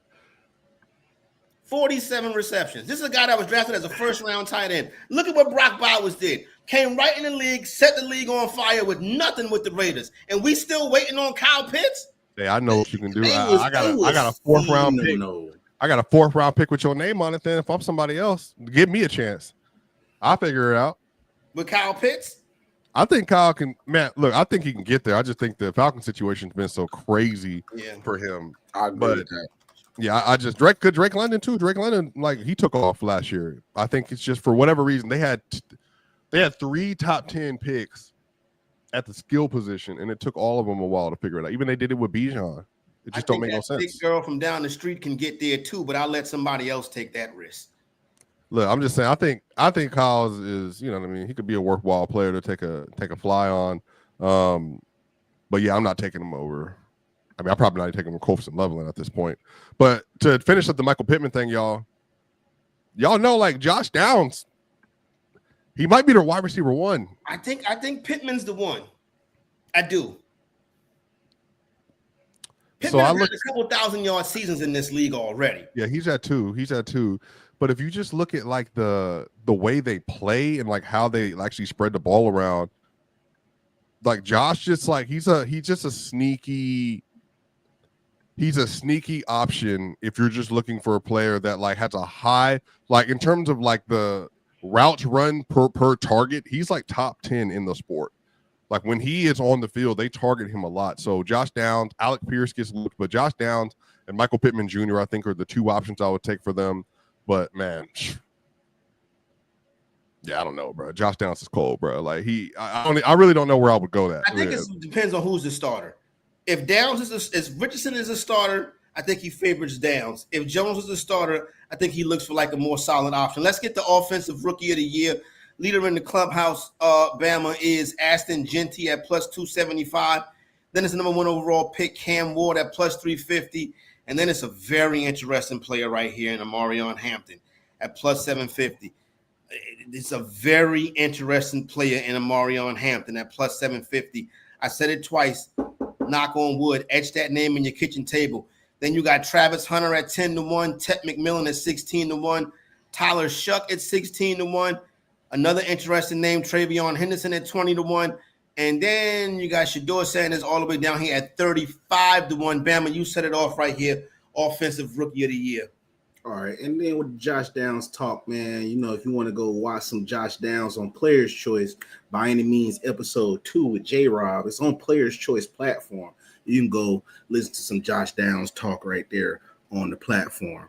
So to get back into offensive rookie of the year, of course, I'm going to go Ashton Genty. I already think he's a top 10 back in the NFL right now. That's a low-hanging fruit.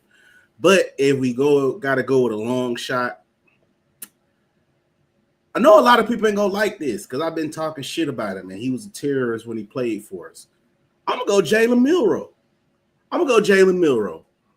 If Jalen Milroe, he got Jackson, he got JSN over there. Who he starting over? Sam Darnold is who we think he is. Like, I don't know what y'all just keep thinking. You know how much money Sam just got? He ain't gonna start. How much, didn't Kirk Cousins just get $190 million guaranteed? And then Sam Darnold was the top 10 QB in the sport last year, Brody.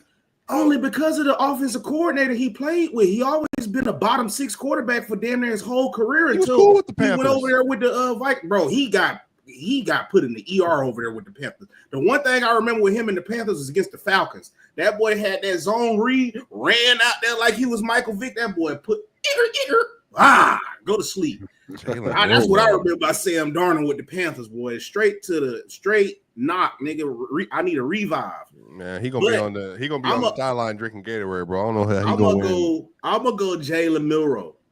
I think Jalen Milroe, the ability with his legs, he can throw the deep ball. That's gonna make a lot of them receivers over there happy over there in Seattle. He ain't a better throw the football than Sam, though.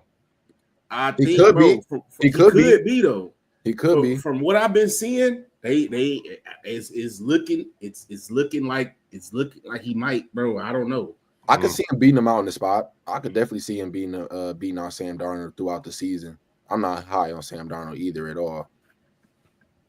But it's a 3-year, $105 million deal with a one-base offense with really 2 quarterbacks ahead of him in Sam Darnold and Drew Lock.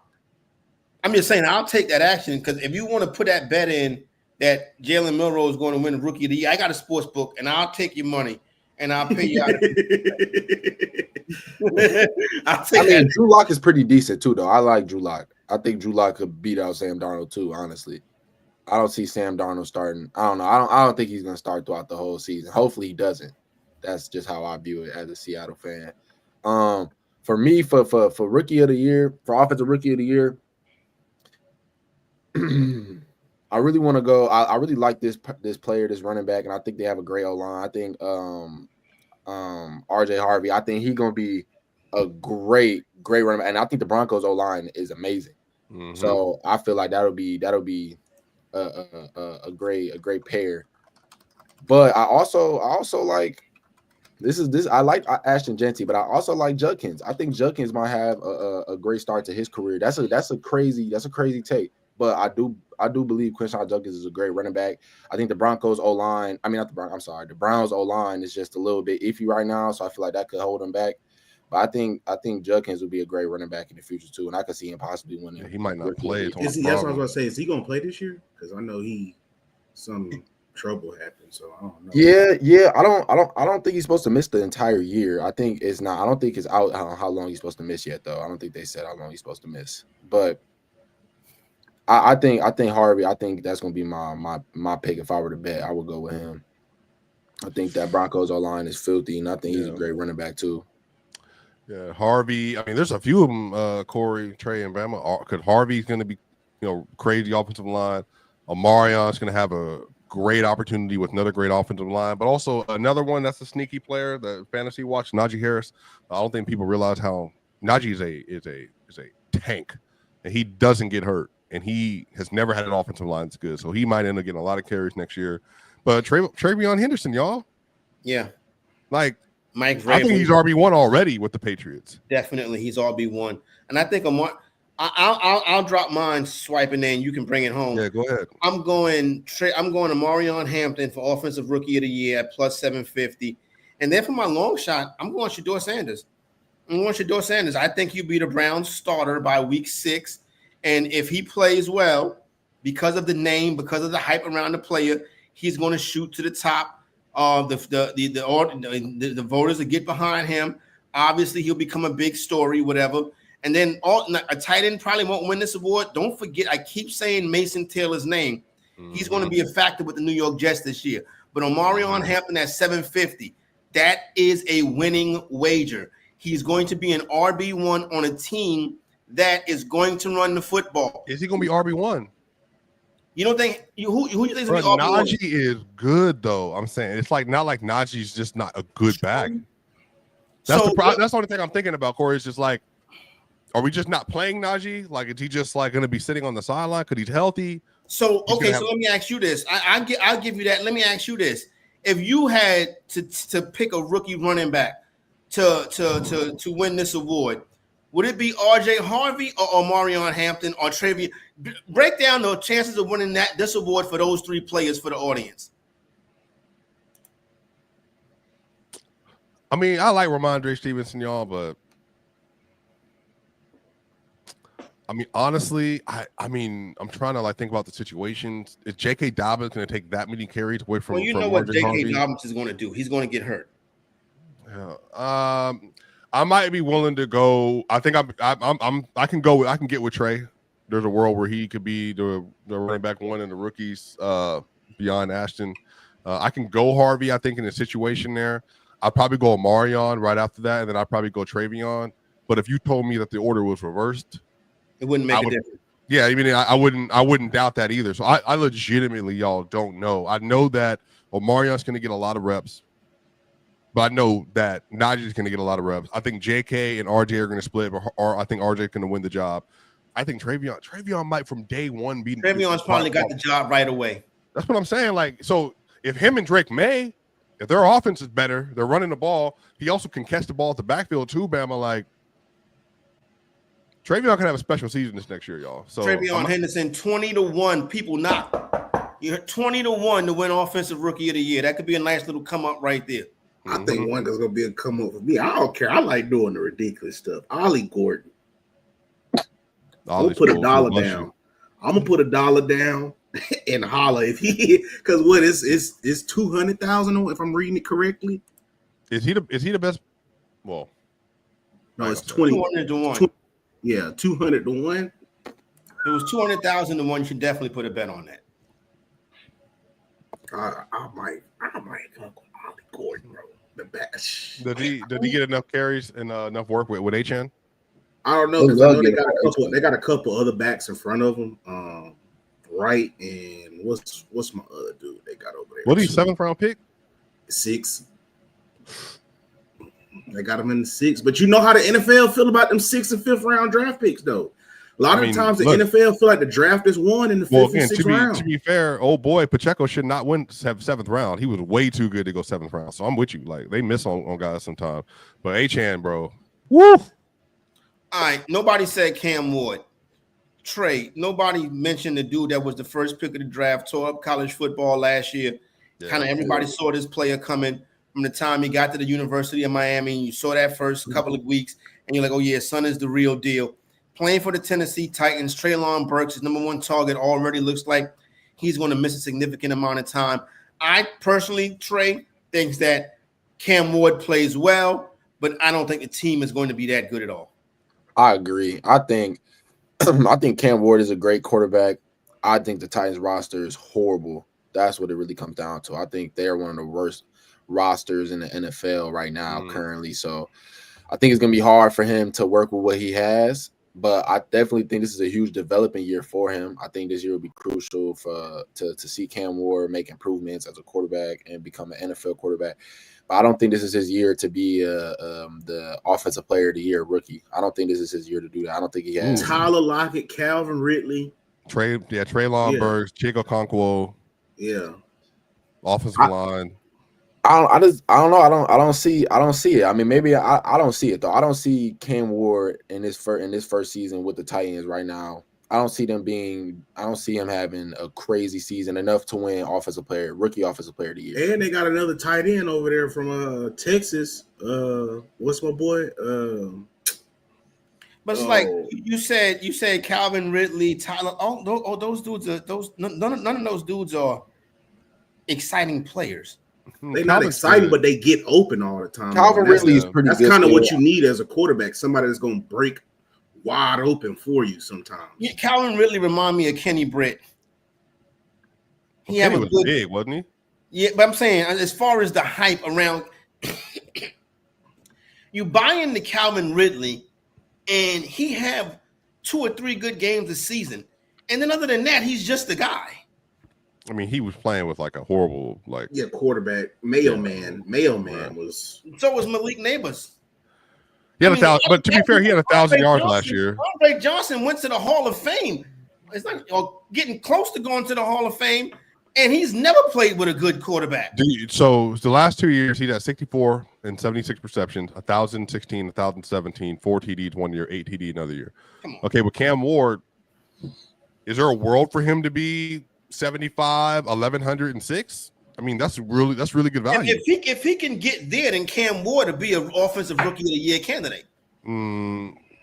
But the field is so deep, and I think these running backs are special. So I agree. The running backs are special. The playoff, these are playoff running backs. Like the Chargers are a playoff team. The Broncos are a playoff team. The Pats could win 7 or 9 games next year, and Trayvon's going to be right behind them. So I'm trying to think and then Genty, like, did they win 6, 7 games next year? And Genty has. I mean, Pete Carroll's the head coach, and you know he's going to run the football.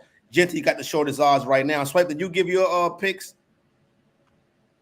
You can't do that. Offensive rookie of the year? And, offensive rookie of the year in a long shot, and then we get the defensive and MVP before we get up out of here. Offensive rookie of the year, man. I'm taking Trayvon. I'm trying Trayvon. 20-1 right now. That's a good bet. And then which one did you want? A long shot. Shoot, Cam Ward. All right, there you go. Right. Oh, Cam Ward is a long shot. Okay. Long shot, yeah. He's plus 350, but I like it. I can get behind it. All right, let's go, Bama. Defensive rookie of the year. Leader in the clubhouse, Abdul Carter at plus 225. The next person is Travis Hunter at 10-1. The sports book is basically telling you this is Abdul Carter's award. So if you want to get on it now while it's plus 225, because this is August, September. 6 weeks from now, he could be minus 115. So you got Travis Hunter at 10-1, Jalen Walker 10-1, Mike Green 12-1, Michael Williams 14-1, Jahad Campbell 14-1, Mason Graham 16-1, James Pierce 16-1. My man Nico Imaniori from Carolina 30-1. All right, but there you go right there. What you got, Bama? Defensive rookie of the year. Of course, Abdul Carter, but I really want to go Travis Hunter, man.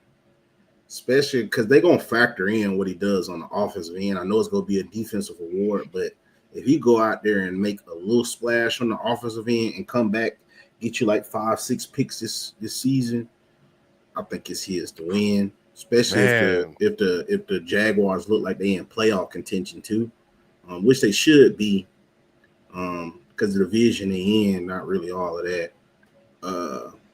And then you got Jahad Campbell too. Like, man, dog, he finna really. But no, really, who I'm gonna go with though for the long shot, Malachi Starks.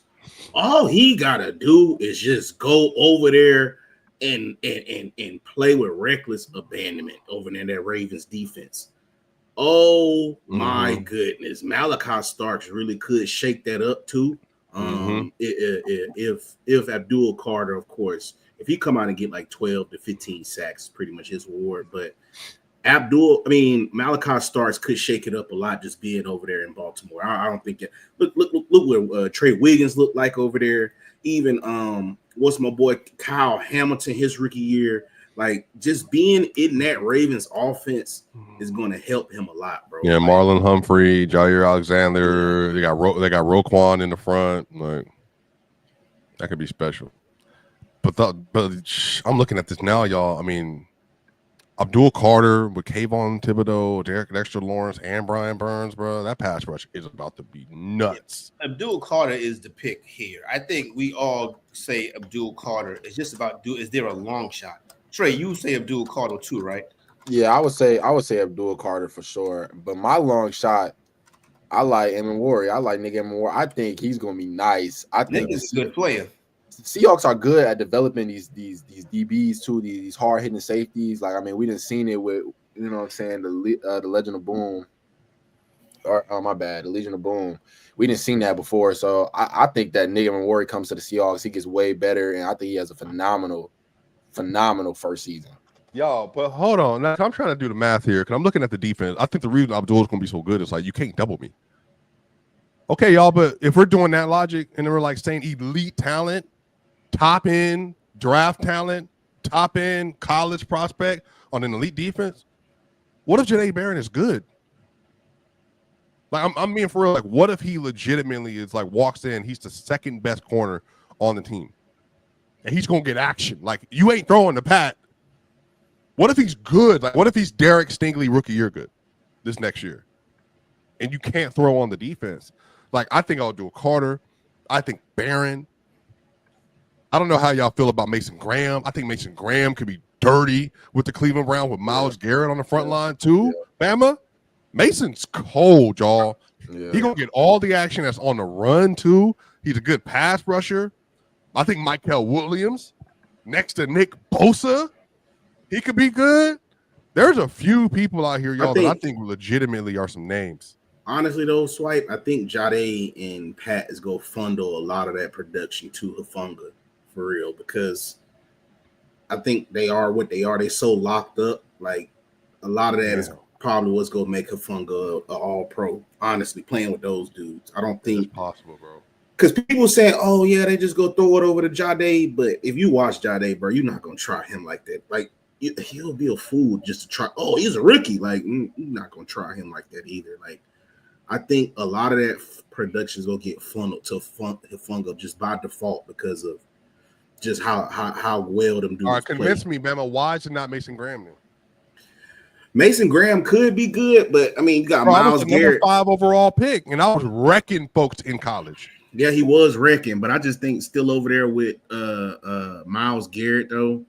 I think they bought Mason Graham in to kind of help free up Myles Garrett, you know, unless they just say, yeah, we not going to worry about the middle of the defense and then just still try to chip and double Myles Garrett. But no offense do that because – But you're going to have to double Myles, though. Like, you have to. Like, there's no, like – you're not single covering him a lot. They got Malik Collins, but I'm McGuire. But I'm going to be real. You a lot less to double and just use chip blocks for a DN versus somebody that sit in the middle for Mason Graham, because you see if you don't account for him, I know it's just college, but you saw what he did versus Alabama towards the back half of that championship game. He obliterated that whole offensive line. I'm putting him in the opposite tech to Myles though, bro. So like, or you know, I'm gonna load up both of them on the same side. What you gonna do? Yeah. Hey, what you gonna do? You got 2 seconds to get rid of the ball. Yeah. 2. Mason's cold, y'all. No doubt, agree 100%. But the thing about it is, basically, Abdul Carter's name is on the award. Really, it's pretty much what they're saying. It's his to lose at plus 225. It's his to lose coming in in this. All right, so let's get to the most prestigious individual award in the league, and obviously the shortest odds go to the Big Four. The Big Four: Lamar Jackson, Josh Allen, Joe Burrow, and Pat Mahomes. Jackson and Allen co-favorites at plus 550. Burrow at plus 650. Mahomes at 7-1. Then you get Jaden Daniels trying to push to that level at plus 750. And then after that, everybody else is 17-1 or higher. If I had to take a crack out of the big four, it would be Josh Allen at plus 550.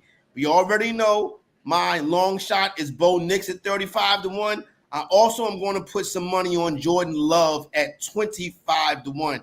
I think Jordan Love is a player who, if he's fully healthy this year and can get on track with a wide receiver, I know a lot of people like the kid Matthew Golden. Listen, Jordan Love has MVP talent. He's an MVP caliber player. I think the injuries last year kind of slowed him down. But a healthy Jordan Love can compete for a division championship. They can compete for the best record in the NFC, and he can compete for an MVP. And same thing goes for Bo Nix. They probably gonna have the best record in the AFC. But those are my three right there: Allen, Love, and Nix. What's up, Trey? I agree. I think Jordan Love, I think that's a good long shot. I was actually going to say that. I was kind of mad you took that from me. I really like Jordan Love. I really think that they have a great team over there in Green Bay too, so he can do some special things. But I'm going with Lamar Jackson. I think Lamar Jackson got robbed last year, honestly, to be completely honest, completely robbed. But I'm going Lamar Jackson again this year. I think the Ravens team honestly might have got better from last year. So I think one of the big things about winning MVP, and people don't like to take that into account, is also your team. If you don't have a good team all around, it's going to be hard to win MVP. So I feel like with that Ravens team in Baltimore, that they setting up Lamar Jackson nicely to go back and have another chance to get another MVP. People talking about Lamar ain't get robbed. Man, Lamar got robbed. How you make first team all pro and you don't win MVP? Well, I mean, the year before when Lamar won it, I think who was it? Aaron Rodgers got robbed. It definitely wasn't Aaron Rodgers. No, it was one of. I'm talking about the year when Lamar won it, the past year. Because it was a QB that was playing better than him last year. Oh, Dak. You talking about Dak? Yeah, Josh Allen did run it. But yeah, my bad. That's my bad on that. But yeah, I'm gonna go back to Josh Allen this year. I mean, you got Lamar, Trey. Yes, I do. I definitely got. I mean, people talking about when it matters. The MVP, if I'm correct me if I'm wrong, it's a regular season. This is a regular season award. Yep. Right. So, I think we know. Everybody knows what happened. That roster BS about Josh Allen. I'm so sick of it, bro. James Cook was really good last year. The offensive line was really good. They had a good defense. Like, I'm sorry, I'm just not doing this anymore. He's a bigger percentage of the offense than Jackson is. You have to admit. No, he's not. No, there is no QB in the sport.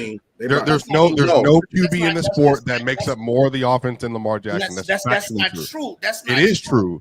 When you had a you can't have a 900-yard rusher and a damn near 4,000-yard passer, 120 plus passer rating, and then 43 TDs and 4 interceptions. You had a running back carry the ball 300. James Cook was a Pro Bowler last year. We had a running back carry the ball 325 times at 6 yards a pop for 1,900 yards. But do you know why it was 6 yards a pop? And by the way, chat, for the record, why do the Baltimore Ravens have the #1 rushing offense in every single healthy season of Lamar Jackson's career? Go ahead. Let me hear it. Because of Lamar. Lamar Jackson, J.K. Dobbins, his rookie year, people don't realize this, was averaging 6 yards per carry his rookie season. Because when you're in a split zone with Lamar, I'm creating lane advantages the same way Steph Curry does in the NBA because you have to account for me. So literally, when I'm handing the ball off, the defense is frozen in the pocket because if he keeps it, we're dead. So we have to play soft at the point of attack. And the offensive line is able to get momentum and barrel you for the first 3 yards. And Dobbins, Henry, everybody's able to run on truly magnificent efficiency because of Lamar Jackson. And then Lamar runs for 800 yards every year. And then you say I can't throw, so I throw for 4,000 yards. I got 43 touchdowns, 4 picks, and prior to the last 2 games of the year, had the best passer rating of all time. Yeah. I don't turn the ball over. Yeah. I'm efficient. I throw the ball down the field. I don't have an elite receiving core. and I still make it work. Do y'all remember the plays that Lamar Jackson was making last year? And people talking about he's getting carried by Derrick Henry. Derrick is Derrick. Nobody do this the only There's thing no I can weapon see on Buffalo like Derrick Henry. James, I get what you're saying. James Cook I has get what you're saying. back-to-back 1,000-yard season. James Cook had 16 TDs last year. 16. I'm not saying that they is equivalent to Derrick Henry, but again, the only thing I can visualize in my head is when they run that zone read and you see 3 to 4 defenders run to Lamar Jackson and they just leave Derrick Henry one-on-one with a free safety. That's literally the NFL, the whole NFL telling you, all the defensive coordinators telling you is, I get it. Derrick Henry might be the greatest running back of this generation, right? But I would still rather leave Derrick Henry one-on-one with my safety than to let Lamar Jackson run up, because Lamar Jackson is lightning in the bottle. You let that gas you 2-3 times out the game, bro. You finna lose by 20-30, dude. And by the way, Bama, he had 1,100 yards the year before, y'all. He was in Derrick Henry. He was at 68 yards a game last year in Tennessee. What they were saying about Derrick Henry was that he was cooked, that his vertical speed was gone, that he can't beat you getting outside the gap anymore. And then the very next season, Derrick Henry's averaging 113 yards a game. 40-plus more yards a game. The very next year, all of a sudden, he's washed one year. They just overpaid for a washed, almost 30-year-old running back. And then the very next season, he runs for 2,000 yards on 113 yards a game. Right. What's the correlation? That's what I'm telling you. It's Lamar. So when anybody, not Corey, when anybody tells me that Lamar Jackson doesn't make up for more of his offense than anybody else in the NFL, you don't watch the Ravens. He is legitimately one of the 5 best passers in the sport while also being the best rusher in the sport. He's efficient, he throws touchdowns, and he doesn't turn the ball over. What else do you want? So last year, he should have walked to the MVP. This was his second best season ever. His best passing season ever. And they gave it to you know why they gave it to Josh? He beat the number one team in both conferences. Guess who beat more playoff teams last year? Lamar. Guess who threw the ball better last year? Lamar. Guess who had more touchdowns last year? Lamar. Guess who rushed better last year? Lamar. Guess who had the better offense? Lamar. So we're just going up and down the list. I keep seeing Lamar Jackson. Hey, Corey, if it walks like a duck, if it talks like a duck, if it quacks like a duck, it's a duck. It ain't no damn mongoose. We do know that. We got to walk off right there. Yeah, Swiper. Before we get out of here, great job, Swipe. Before we get out of here, Bama, we got a off-topic super chat that I want us to kick around, and then I also have a something to say about it right here. You can go ahead and read that, and then we can give our thoughts on this one right here. For sure. Say what again, mother, with the $5. Off topics, fella. I love the pod. Who would y'all say the best overall running back between Todd Gurley and Chris Johnson? If Todd Gurley was able to stay healthy throughout the course of his career, it probably would have been Todd Gurley. But I would go with Chris Johnson. And unfortunately, I don't even think it's close. I think Chris Johnson is a borderline Hall of Famer in this league. CJ2K is the player that people ended up being the player and having the career that people thought Reggie Bush was going to have. He, and his years at Tennessee, he was the most electric player in the league. And he was kind of in that same era as Reggie Bush. People thought Reggie Bush was going to get to the NFL and do that. Well, actually, it was Chris Johnson that got to the NFL and do that. Todd Gurley was phenomenal running back, but the injuries took his career. Yeah, he had to retire, 26, basically? Yeah. Mm-hmm. Yeah, I would go to Chris Johnson. To me, it's easily Chris Johnson.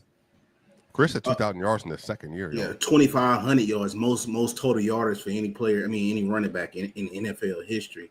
Mm-hmm. Only reason I'm saying Chris Johnson is just, of course, because of the success, CJ2K. But the second year, to say with the Reggie Bush, though, I think people kind of unfair with Reggie Bush because he was misutilized over there in the Saints. They only used him in obvious situations like on third down and stuff like that. But he went to Detroit. When he went to Miami, and they used him as a RB, used the two tights, rushing him in between the tackles. He broke over 1,100 yards each season. I think if they would have used Reggie Bush as a true running back and instead of telegraphing the plays where he come in, that's when you see him getting leveled on the outside when they ran that flat route. Them was just obvious situations that, hey, this dude is going to get the ball. Even when they went to the Super Bowl, Reggie Bush played a real big crucial role on punt return. Think about that, punt return and coming out the backfield. Reggie Bush still was who he thought he was. He was just misutilized in his era. Boy, I think if Reggie Bush, special, bro, if Reggie Bush could have went to Tennessee where they was using him like that, I'm not saying he probably would have did what Chris Johnson do, but I think we talk about Chris Johnson. I mean, we talk about Reggie Bush a whole lot differently. He didn't really get a chance to take off as a rusher till what, Miami? Miami and Detroit. Them was the only two places that really used him as a running back. You know, used him in the 11 personnel with the 2 tight ends out there, 12 personnel. I just think Reggie, it was just unfair to how Reggie got used, man. Like if Reggie was able to go to one of them type of offenses early, he would have been a lot better. But they used him as a gadget player, and he really wasn't. No USC didn't even use him as a gadget. And then player, he tore his ACL in Buffalo, right? Mm-hmm. So and that was he like ended up suing the stadium. Yeah, he sued the stadium and they won. Yeah, a lot of them stadiums was bad back then too. Remember that because y'all remember they had the concrete on the outside. Mm-hmm. Was that Detroit when he did that? Maybe because he was playing for the Bills. He was. I think it was the Bills because Detroit and Miami. I think it was an away game. I think it was an away game. Oh yeah. McFly 25 mentions it. I was going to pop in and say something. Reggie Bush's injuries were a problem. Because you look what Sean Payton did with Sproles and Kamara, and what he's going to do with Harvey this year. It's the same type of player. Yeah, Reggie was still cold though. I don't want to like Reggie has. I'm not talking down Reggie Bush. I get it, but he's not the player that we thought he was going to be. Chris Johnson, though, again, that's that Tennessee nonsense, man. Chris Johnson's numbers were future compared to what they could have been. He just was in Tennessee. Like, they just didn't do a good job around him. I mean, don't get me wrong, y'all. I think he had more, but Chris Johnson only had – see, he had 1, 2, 3, 4, 5, 6 straight 1,000-yard years. But for how talented he was, he had 4 of them that were over 1,200 yards, and he was way better. Way better. One of them seasons, didn't he have like a torn meniscus or something where he ran for 1,300? I mean, in 09, he had 50 catches at 10 yards a pop. Yeah, so 09 was really his high mark season. He kind of really after that, listen, this is the Saquon Barkley thing. The 2,000-yard back does not come back as another 2,000-yard season. The 2,000-yard back normally regresses the next season. So, unless you play with a quarterback like Lamar Jackson, and then you can flirt with it again. Like Lamar Jackson. Yeah, if you ask me, peak for peak, I'll probably take Todd Gurley. If Todd Gurley didn't have degenerative knees, we could have seen something special for 10 straight years. Wait, didn't he have 30? What was the actual number, Corey, before we end the stream? Because Todd Gurley, at one point, when he won Offensive Player of the Year, he had, 17 rushing, 4 TDs. So he had 21 touchdowns total in 2018. 21 total. And he had 2,000 all-purpose yards, 2,093 all-purpose yards, and 19 TDs in 2017, y'all. Yeah, he went crazy. Listen, it's a close call. I would say CJ because of the injuries. We kind of stole the best of Gurley from us, so we did get to see the best of CJ, and he got the chance to do it a little bit longer. But that's the Press Box, presented by Players Choice. Be back on Wednesday night. And thank everybody for rocking with us. For Trey, Bama, Swipe, it's Corey Parson. Holla at you boys. Peace.